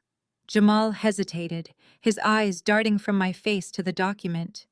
He reluctantly stepped forward and picked up the paper, his hands trembling visibly now. "That clause explicitly states that any executive or shareholder found engaging in systemic financial fraud or conspiring against the primary founder immediately forfeits their entire equity stake," I explained clearly. "When you allowed your wife Chelsea to siphon millions of dollars into offshore shell companies, you breached your fiduciary duty. When you conspired with our parents to authorize a lethal dose of medication for my grandfather, you triggered the morality clause." Jamal stared at the paper, his eyes scanning the dense legal text. His breathing became incredibly erratic as the truth set in. "So to clarify your current employment status, Jamal," I continued, standing up and walking slowly toward him. "You are not the chief executive officer. You own exactly 0% of this company. Your shares were legally voided and absorbed back into the Central Treasury at 4 o'clock this morning. You are entirely unemployed and completely penniless." "No," Jamal gasped, shaking his head in frantic denial. "No, you cannot do this. I own 10%. You cannot just take my equity." "I did not take anything, Jamal," I replied coldly. "You threw it away the moment you decided greed was more important than your own grandfather's life. Oh, and speaking of things being taken away, you might want to take a quick look out the front window." Jamal froze. He slowly turned his head, looking past the heavy steel security shutters toward the expansive circular driveway. The winter sun was fully up now, casting a bright light over the snow-covered lawn. Parked right in the center of the driveway was a large, heavy-duty commercial tow truck. And currently being hoisted onto the back of that flatbed tow truck was Jamal's most prized possession. It was a bright cherry-red custom Ferrari worth over $300,000. He had leased it through the primary corporate operational account, using it to flex his wealth at exclusive Atlanta nightclubs. "My car!" Jamal choked out his voice, dropping to a high-pitched whine. "What are they doing to my car?" "Well, Jamal," I said, folding my arms across my chest, "since you are no longer an executive, the company is no longer covering the exorbitant monthly lease payments. Furthermore, because the Internal Revenue Service has officially seized all the corporate accounts tied to your fraudulent activity, the bank immediately issued a repossession order. They move incredibly fast when they realize their client is about to be indicted for federal tax evasion." Jamal dropped the legal document.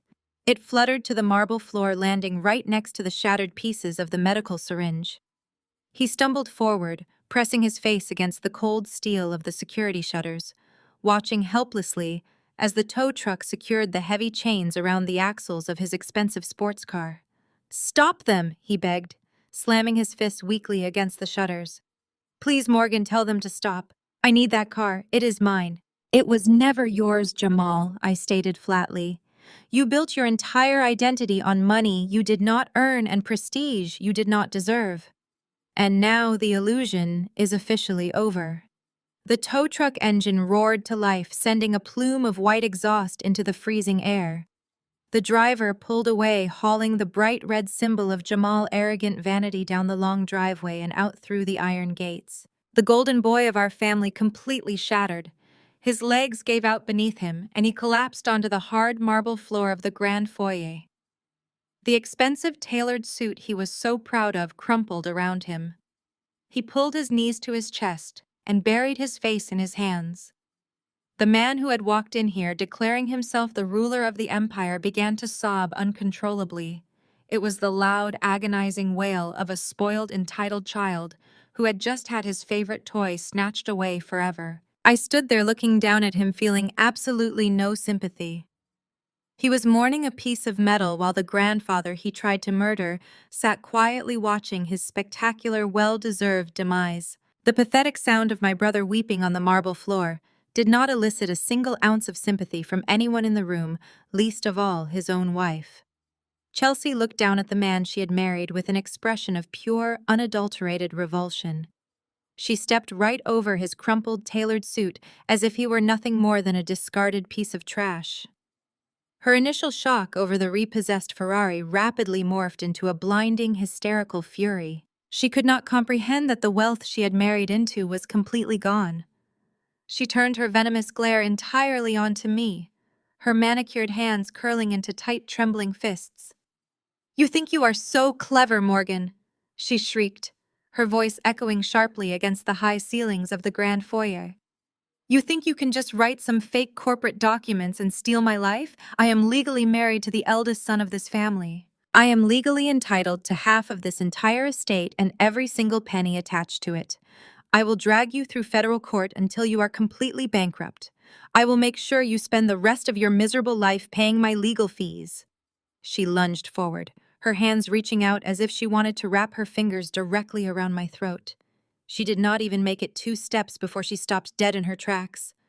I did not flinch or raise my hands to defend myself. I simply reached back into the thick black binder resting on the coffee table and pulled out a fresh stack of financial documents. I held the stapled pages up so the bright morning light illuminated the official bank logos printed across the header.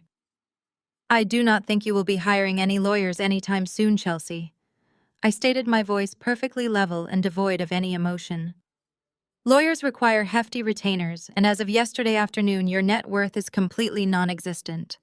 I tossed the packet of papers onto the glass table, letting them fan out perfectly. Do you recognize these routing numbers, Chelsea? They belong to a highly secured private account at a prominent Swiss bank. The same account you desperately tried to wire $5 million into right before you boarded your budget flight back to Atlanta.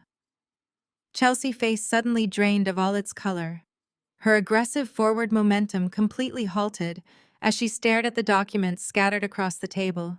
Her mouth opened, but she could not produce a single sound. The Federal Bureau of Investigation froze those specific offshore accounts yesterday evening.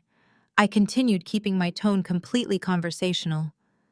I handed them the entire digital ledger, showing how you systematically siphoned corporate revenue into fake shell companies over the last 18 months.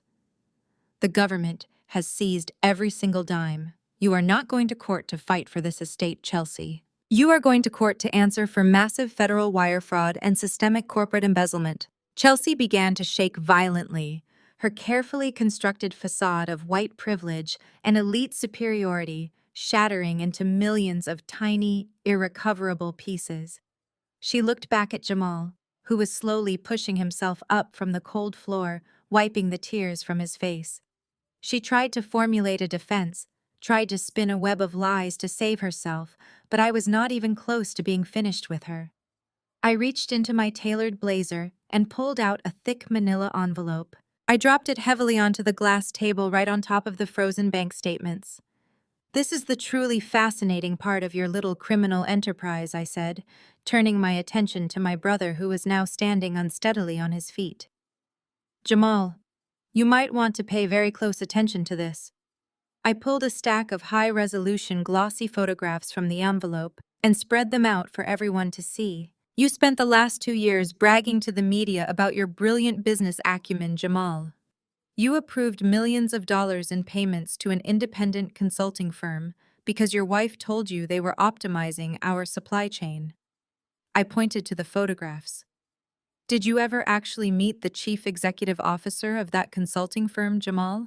Did you ever wonder why a 25-year-old personal fitness trainer with zero logistics background was receiving massive monthly wire transfers from our primary operating accounts? Jamal stepped closer to the table, his bloodshot eyes widening as he looked down at the glossy images. The photographs were incredibly clear, captured by the hidden security cameras my grandfather had secretly installed inside their private residence months ago. They showed Chelsea and her young muscular fitness trainer in deeply compromising positions. They were laughing, drinking expensive champagne, and rolling around naked in the very same custom king-sized bed that Jamal slept in every single night. The young man's chest was covered in distinct tattoos matching the social media profiles of the supposed corporate consultant. I watched the exact moment my brother's heart completely broke. The realization hit him with the force of a freight train. His wife had not just stolen his family legacy and destroyed his professional reputation. She had used his stolen money to fund a lavish ongoing affair with a man a decade younger than him, right inside his own marital home. The profound sorrow that had consumed Jamal just moments ago vanished in an instant, replaced by a dark, explosive, and violent rage. "You lying, manipulative parasite!" Jamal screamed, his voice tearing through his throat as he turned to face his wife. "You slept with that degenerate in my house using my money." Chelsea stumbled backward, raising her hands defensively as Jamal advanced on her. She tried to deny it, crying and pleading, claiming the photos were manufactured, but her desperate lies were completely useless. Jamal lunged at her, grabbing her expensive designer jacket and screaming obscenities directly into her face.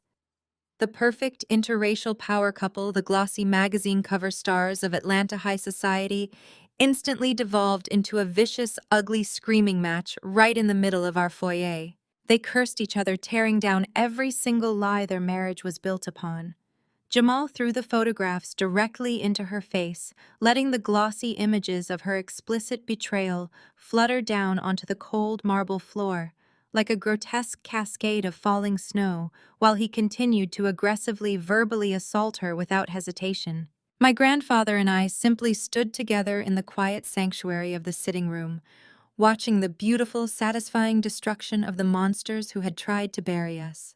The chaotic screaming match between Jamal and Chelsea continued to echo through the grand foyer, but the raw energy of their conflict was already beginning to burn itself out. They were two hollow people fighting over the ashes of a stolen fortune that no longer existed. My mother, Vivian, and my father, Reginald, watched their golden boy completely unravel right in front of them. The realization that their primary source of illicit income was entirely compromised finally seemed to penetrate their arrogant delusions. The luxurious lifestyle they had enjoyed in Paris was gone. The sports cars were gone. The corporate black cards were gone. There was nothing left to hide behind. Vivian did what she had always done whenever she was backed into a corner and stripped of her leverage. She weaponized her position as a mother. She carefully stepped over the scattered glossy photographs of her daughter-in-law infidelity, completely ignoring her sobbing son. She walked toward the sitting room, her face contorted into an expression of profound manufactured tragedy. She clasped her hands together and forced a heavy stream of theatrical tears to spill down her cheeks. "Morgan, please," she cried, her voice wavering with a practiced, fragile pitch. "You have to stop this right now. Look at what you are doing to your own flesh and blood. You are tearing this entire family apart over money and corporate titles. We are your parents. We raised you. You cannot just erase us from the legacy we helped build." Reginald quickly fell into step right beside her, adopting the role of the stern but reasonable patriarch who was simply trying to restore order. He smoothed the lapels of his wrinkled suit, attempting to regain some small fraction of his lost authority. "Listen to your mother, Morgan," he said, adopting a low, patronizing tone. "Families fight. Families make financial mistakes. But at the end of the day, blood is thicker than water. We can all sit down around this table right now and figure out a sensible business solution. You proved your point. You showed us you are smart. Now let us be rational adults and put the company back together before you cause permanent, irreversible damage to our name." I stood by the stone fireplace listening to their pathetic, desperate pleas. The sheer audacity of their manipulation was almost breathtaking. They had spent my entire adult life calling me a failure, a disappointment, and a stain on their pristine reputation. They had abandoned my grandfather in the freezing dark just a week ago. And now that I held the keys to the kingdom, they suddenly wanted to sit down and act like a loving, unified family. They expected me to simply fold, to accept their empty apologies and hand them back the credit cards so they could return to their country club dinners. I did not raise my voice. I did not match their frantic, desperate energy. I simply reached into the deep pocket of my blazer and pulled out the thick manila envelope I had recovered from the foyer floor earlier that morning. I walked slowly toward the glass coffee table, my eyes locked dead on my father's face. "You want to talk about permanent, irreversible damage?" "Reginald," I asked, my voice dropping to a glacial, absolute calm. "Let us talk about the retirement plan you arranged for the man who gave you everything." I pulled the heavy stack of medical documents from the envelope. I bypassed the standard nursing home intake forms and pulled out the specific terminal medical directive. I slammed the falsified document down onto the smooth glass surface of the coffee table. The sharp slapping sound of the heavy paper hitting the glass cut through the room like a gunshot. The vicious screaming match between Jamal and Chelsea abruptly ceased. The entire grand foyer went completely, suffocatingly silent. Every single pair of eyes in the room darted toward the document resting on the table. "You were never going to put him in a nursing home," I stated clearly, enunciating every single syllable so there could be absolutely no misunderstanding. "You paid a corrupt private concierge doctor $50,000 to write a terminal sedation protocol." I pointed directly at the bold black text detailing the aggressive medication schedule. "You authorized massive lethal doses of central nervous system depressants and heavy opioid painkillers for an 82-year-old man who was in perfect physical health. Vivian's theatrical tears instantly dried up. The fake maternal sorrow vanished from her face, replaced by genuine paralyzing terror.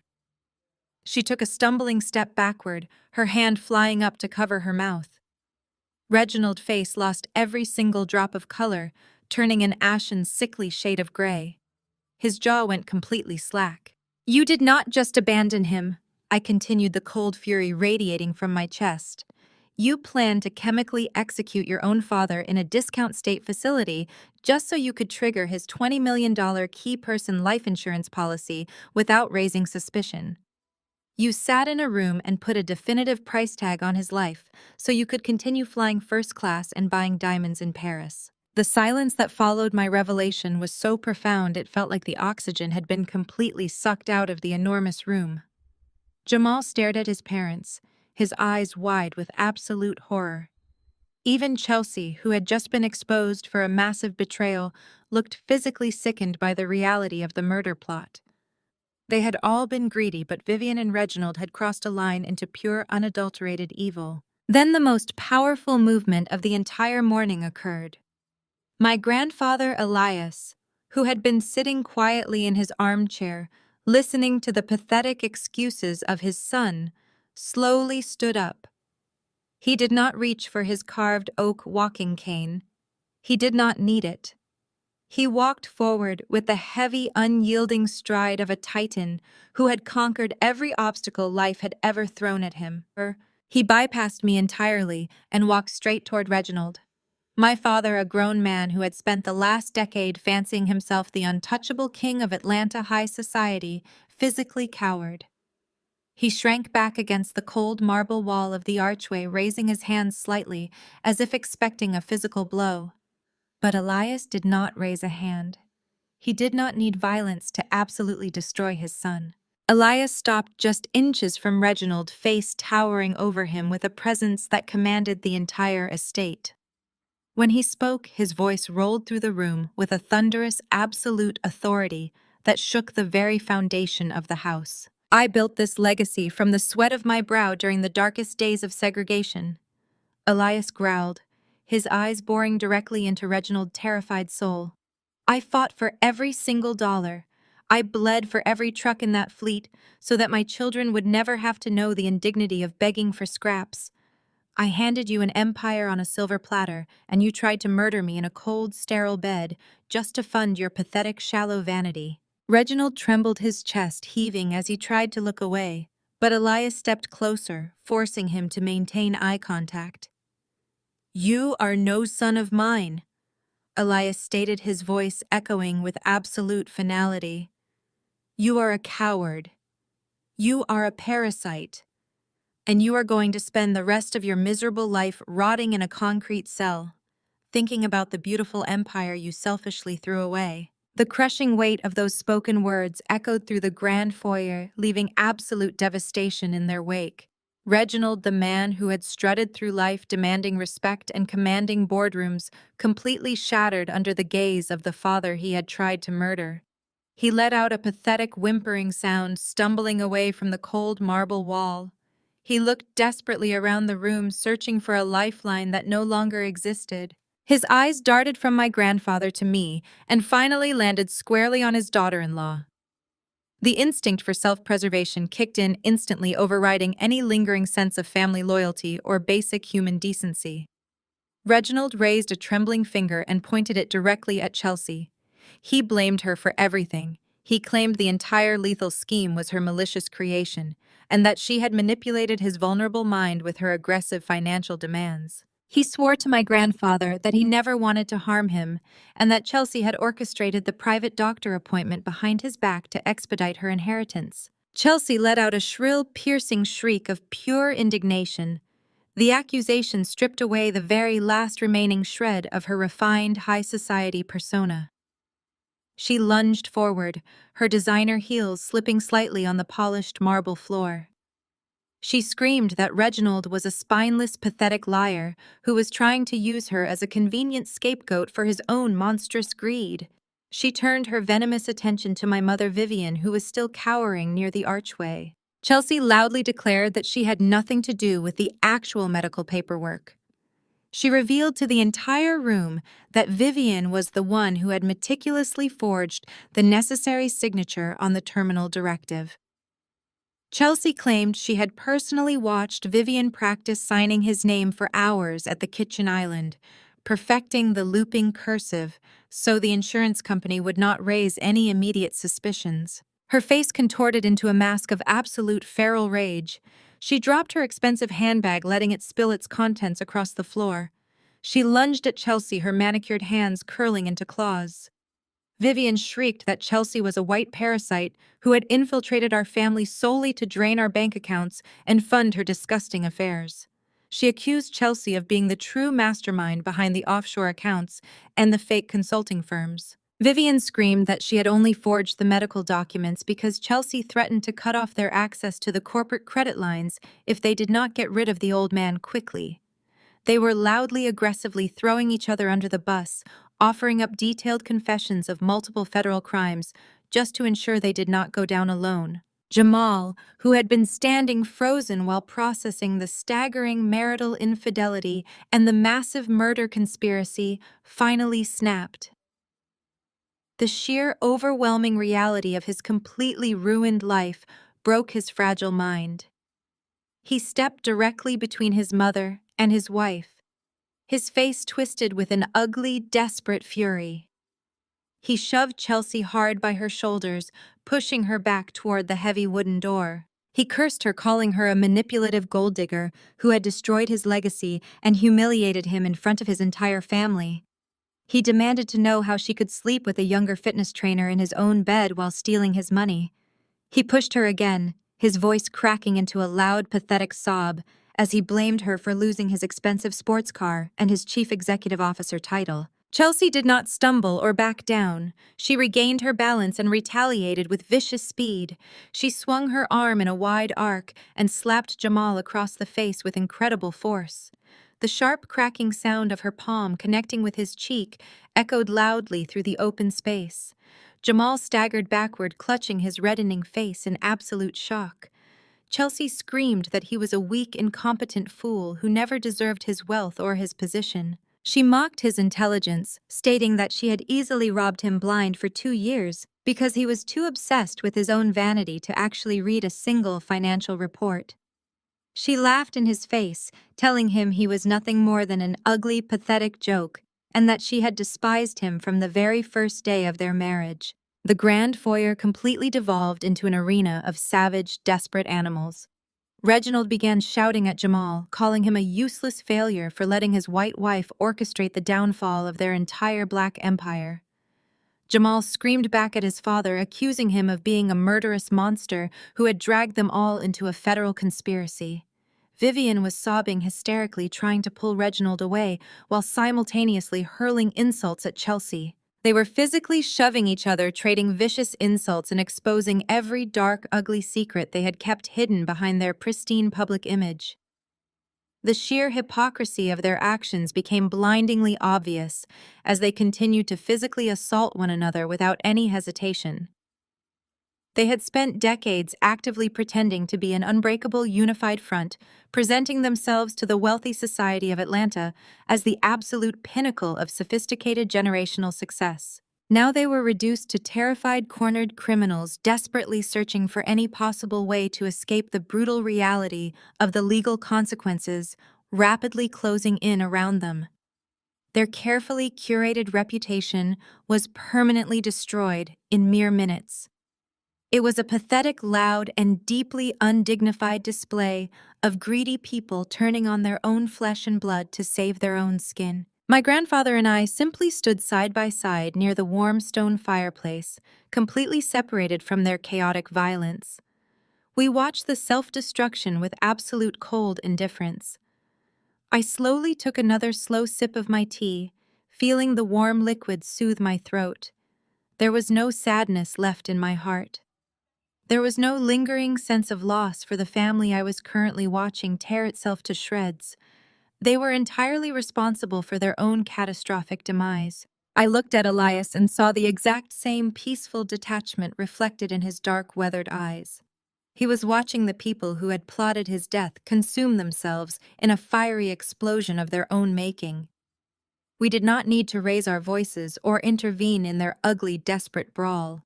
The trap had closed perfectly, and we were just patiently observing the rats fighting each other as the ship rapidly sank into the dark, deep, freezing water. The vicious brawl consuming the center of the grand foyer was suddenly interrupted by a sound that cut through their screaming like a jagged knife.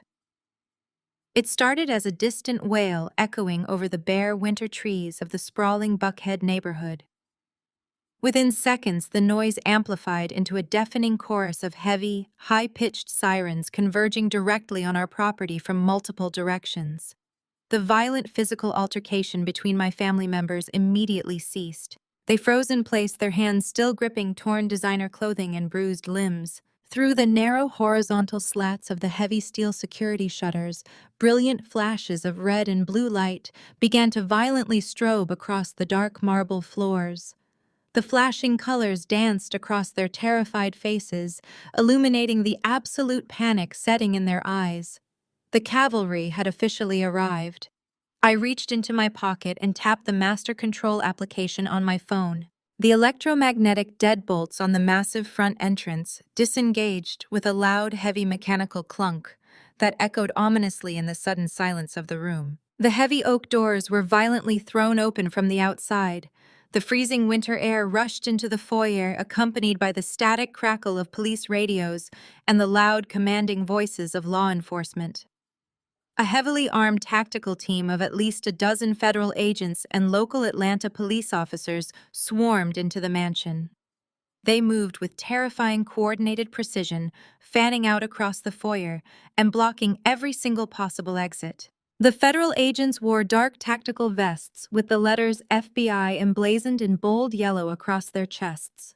They immediately drew their weapons, pointing them directly at the chaotic group of people standing in the center of the room. "Get down on the ground right now!" the lead tactical officer roared, his voice vibrating off the crystal chandeliers. "Show me your hands. Do not make a single sudden movement." Walking calmly through the wall of armed tactical agents was a tall, broad-shouldered black man in a crisp, tailored uniform.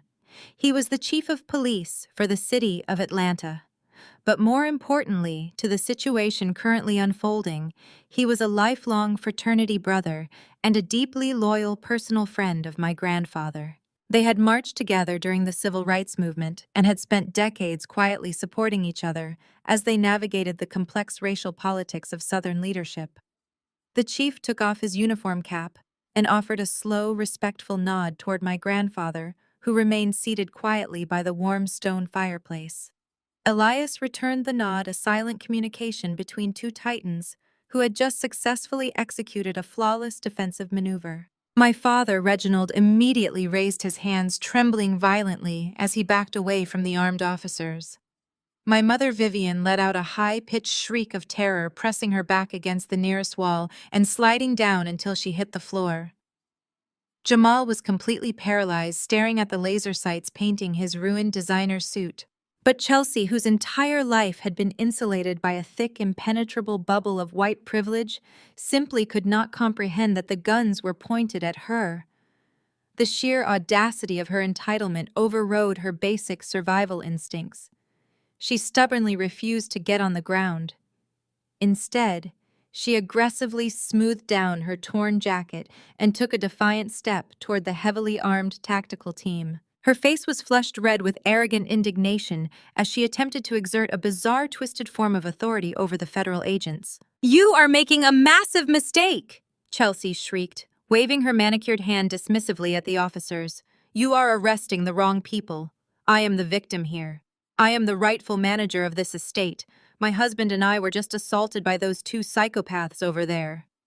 She pointed her shaking finger directly at me and my grandfather. "They are the ones stealing from this family. They locked us in here. Arrest them immediately. Do you have any idea who I am? I will have all of your badges for this level of incompetence." The chief of police did not even blink. He looked at Chelsea with an expression of profound glacial exhaustion. He had spent his entire distinguished career dealing with arrogant, wealthy criminals who genuinely believed their skin color and their zip code made them entirely immune to the law. He gave a subtle flick of his wrist, gesturing to a female federal agent standing near the front of the tactical formation. The agent stepped forward with terrifying speed. She did not negotiate with Chelsea, and she certainly did not ask nicely a second time. The agent grabbed Chelsea roughly by the shoulder, spinning her around with enough force to make her stumble. Chelsea let out a loud gasp of pure shock as the agent slammed her face first against the cold, hard marble wall of the foyer. "Get your hands behind your back and shut your mouth," the federal agent commanded, pressing her forearm firmly against the back of Chelsea's neck to completely immobilize her. "You cannot do this to me!" Chelsea screamed, her voice cracking into a desperate, hysterical pitch as she struggled fruitlessly against the wall. "I am a wealthy white woman. You cannot treat me like a common criminal. I demand to speak to my lawyer right now." The sharp, harsh metallic click of heavy steel handcuffs ratcheting tightly around Chelsea's wrists was the only answer she received. The agent yanked her arms up slightly, forcing Chelsea to stop struggling and completely submit to the arrest. The impenetrable shield of her racial and economic privilege was instantly shattered into a million useless pieces right in front of our eyes. She was finally being treated exactly like the ruthless, predatory criminal she actually was. As the agents moved in to secure the rest of the room, the devastating reality of federal prison began to fully set in for my family. The grand foyer of the $15 million estate transformed into a pathetic holding cell. Jamal was pushed roughly onto his stomach on the cold floor. The moment the cold steel of the handcuffs locked around his wrists, his entire nervous system completely collapsed. The arrogant golden boy who had paraded around the city claiming to be a business genius began to violently hyperventilate. He gasped for air, his chest heaving uncontrollably as tears streamed down his face. He was sobbing so hard he could not even form a coherent sentence, whining pitifully as an officer hauled him up to his knees. My parents, Reginald and Vivian, were faring no better. The undeniable weight of their murder conspiracy and their massive financial fraud had finally crushed their towering egos into dust. As the officers pulled their arms behind their backs and secured their cuffs, my mother and father completely broke down. The sophisticated elite facade they had spent decades carefully cultivating vanished entirely. They were reduced to terrified, groveling animals. They fell to their knees, ignoring the officers' commands to stand up. They looked across the room at me and my grandfather, their faces contorted with absolute desperate terror. The realization that they were about to lose their freedom, their wealth, and their prestigious social standing was finally tearing them apart from the inside out. "Morgan, please!" Vivian wailed, her voice echoing with a pathetic, ragged desperation. "Please, you have to stop them. You have to tell them it was all a terrible misunderstanding. We are your parents, Morgan. We brought you into this world. You cannot let them take us away in handcuffs. We will give you anything you want. We will leave Atlanta forever. Just call them off, please." Reginald began sobbing right alongside her, the tears cutting tracks through the sweat on his face. "Dad, please," he begged, looking past me to his own father. "I am your son. I am your own flesh and blood. You cannot let me die in a federal prison. I am so sorry. I was greedy and I was stupid, but I love you, Dad. Please have mercy on us." I stood tall by the stone fireplace, my expression an absolute mask of unyielding ice. I looked down at the people who had made my entire existence a living nightmare. I looked at the mother who had called me a disappointment, and the father who had threatened to throw me onto the freezing streets just an hour ago. I felt absolutely no pity. I felt no obligation. The emotional chains they had used to control me for 32 years were permanently severed. I slowly walked forward, stopping just a few feet away from where they were kneeling on the marble floor.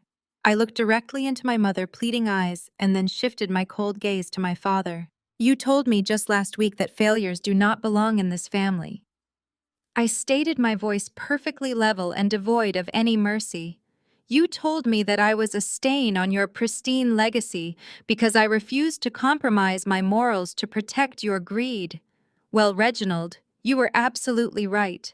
Failures do not belong in this estate. You failed to protect the company. You failed to execute your pathetic murder plot."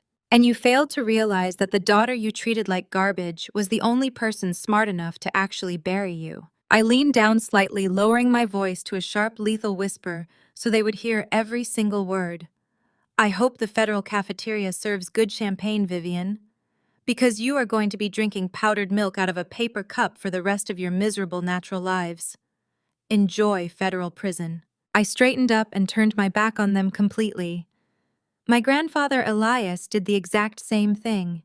He refused to even look in their direction. He simply stared at the burning fire in the hearth, entirely dismissing their existence from his world. "Take this trash out of my house," Elias commanded, his deep voice rolling over the sound of their frantic sobbing. I am tired of looking at them. The federal agents did not hesitate. They hauled Reginald, Vivian, Jamal, and Chelsea forcefully to their feet. The struggling, cursing, and begging grew louder as the officers began marching them roughly toward the open front doors. They dragged them kicking and crying down the grand front steps and out into the freezing light of the winter morning.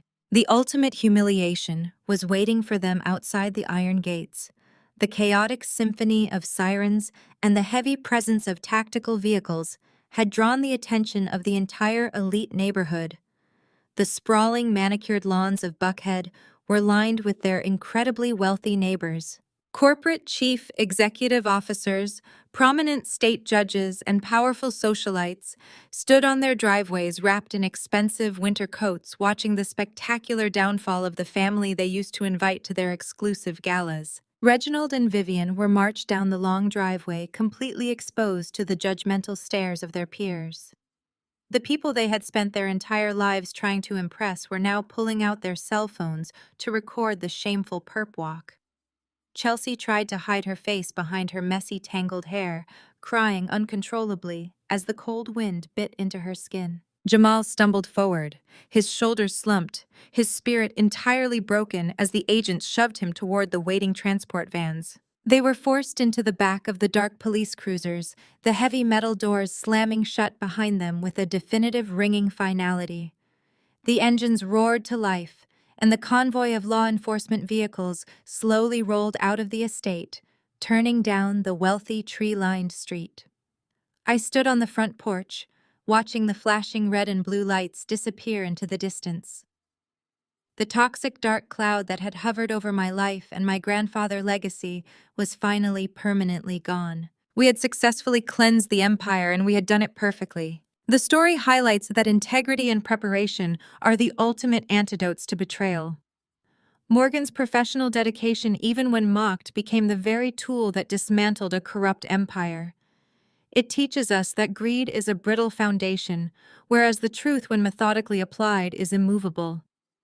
When you are underestimated and cast aside by those you trust, never compromise your standards. By remaining calm and objective, you turn your perceived weaknesses into your greatest strengths. Ultimately, justice isn't about brute force. It's about outsmarting dishonesty with unwavering competence and the courage to hold the powerful accountable for their actions. Stand up for your truth and stay ready, because the greatest comeback begins with integrity. Follow for more gripping stories of justice and empowerment.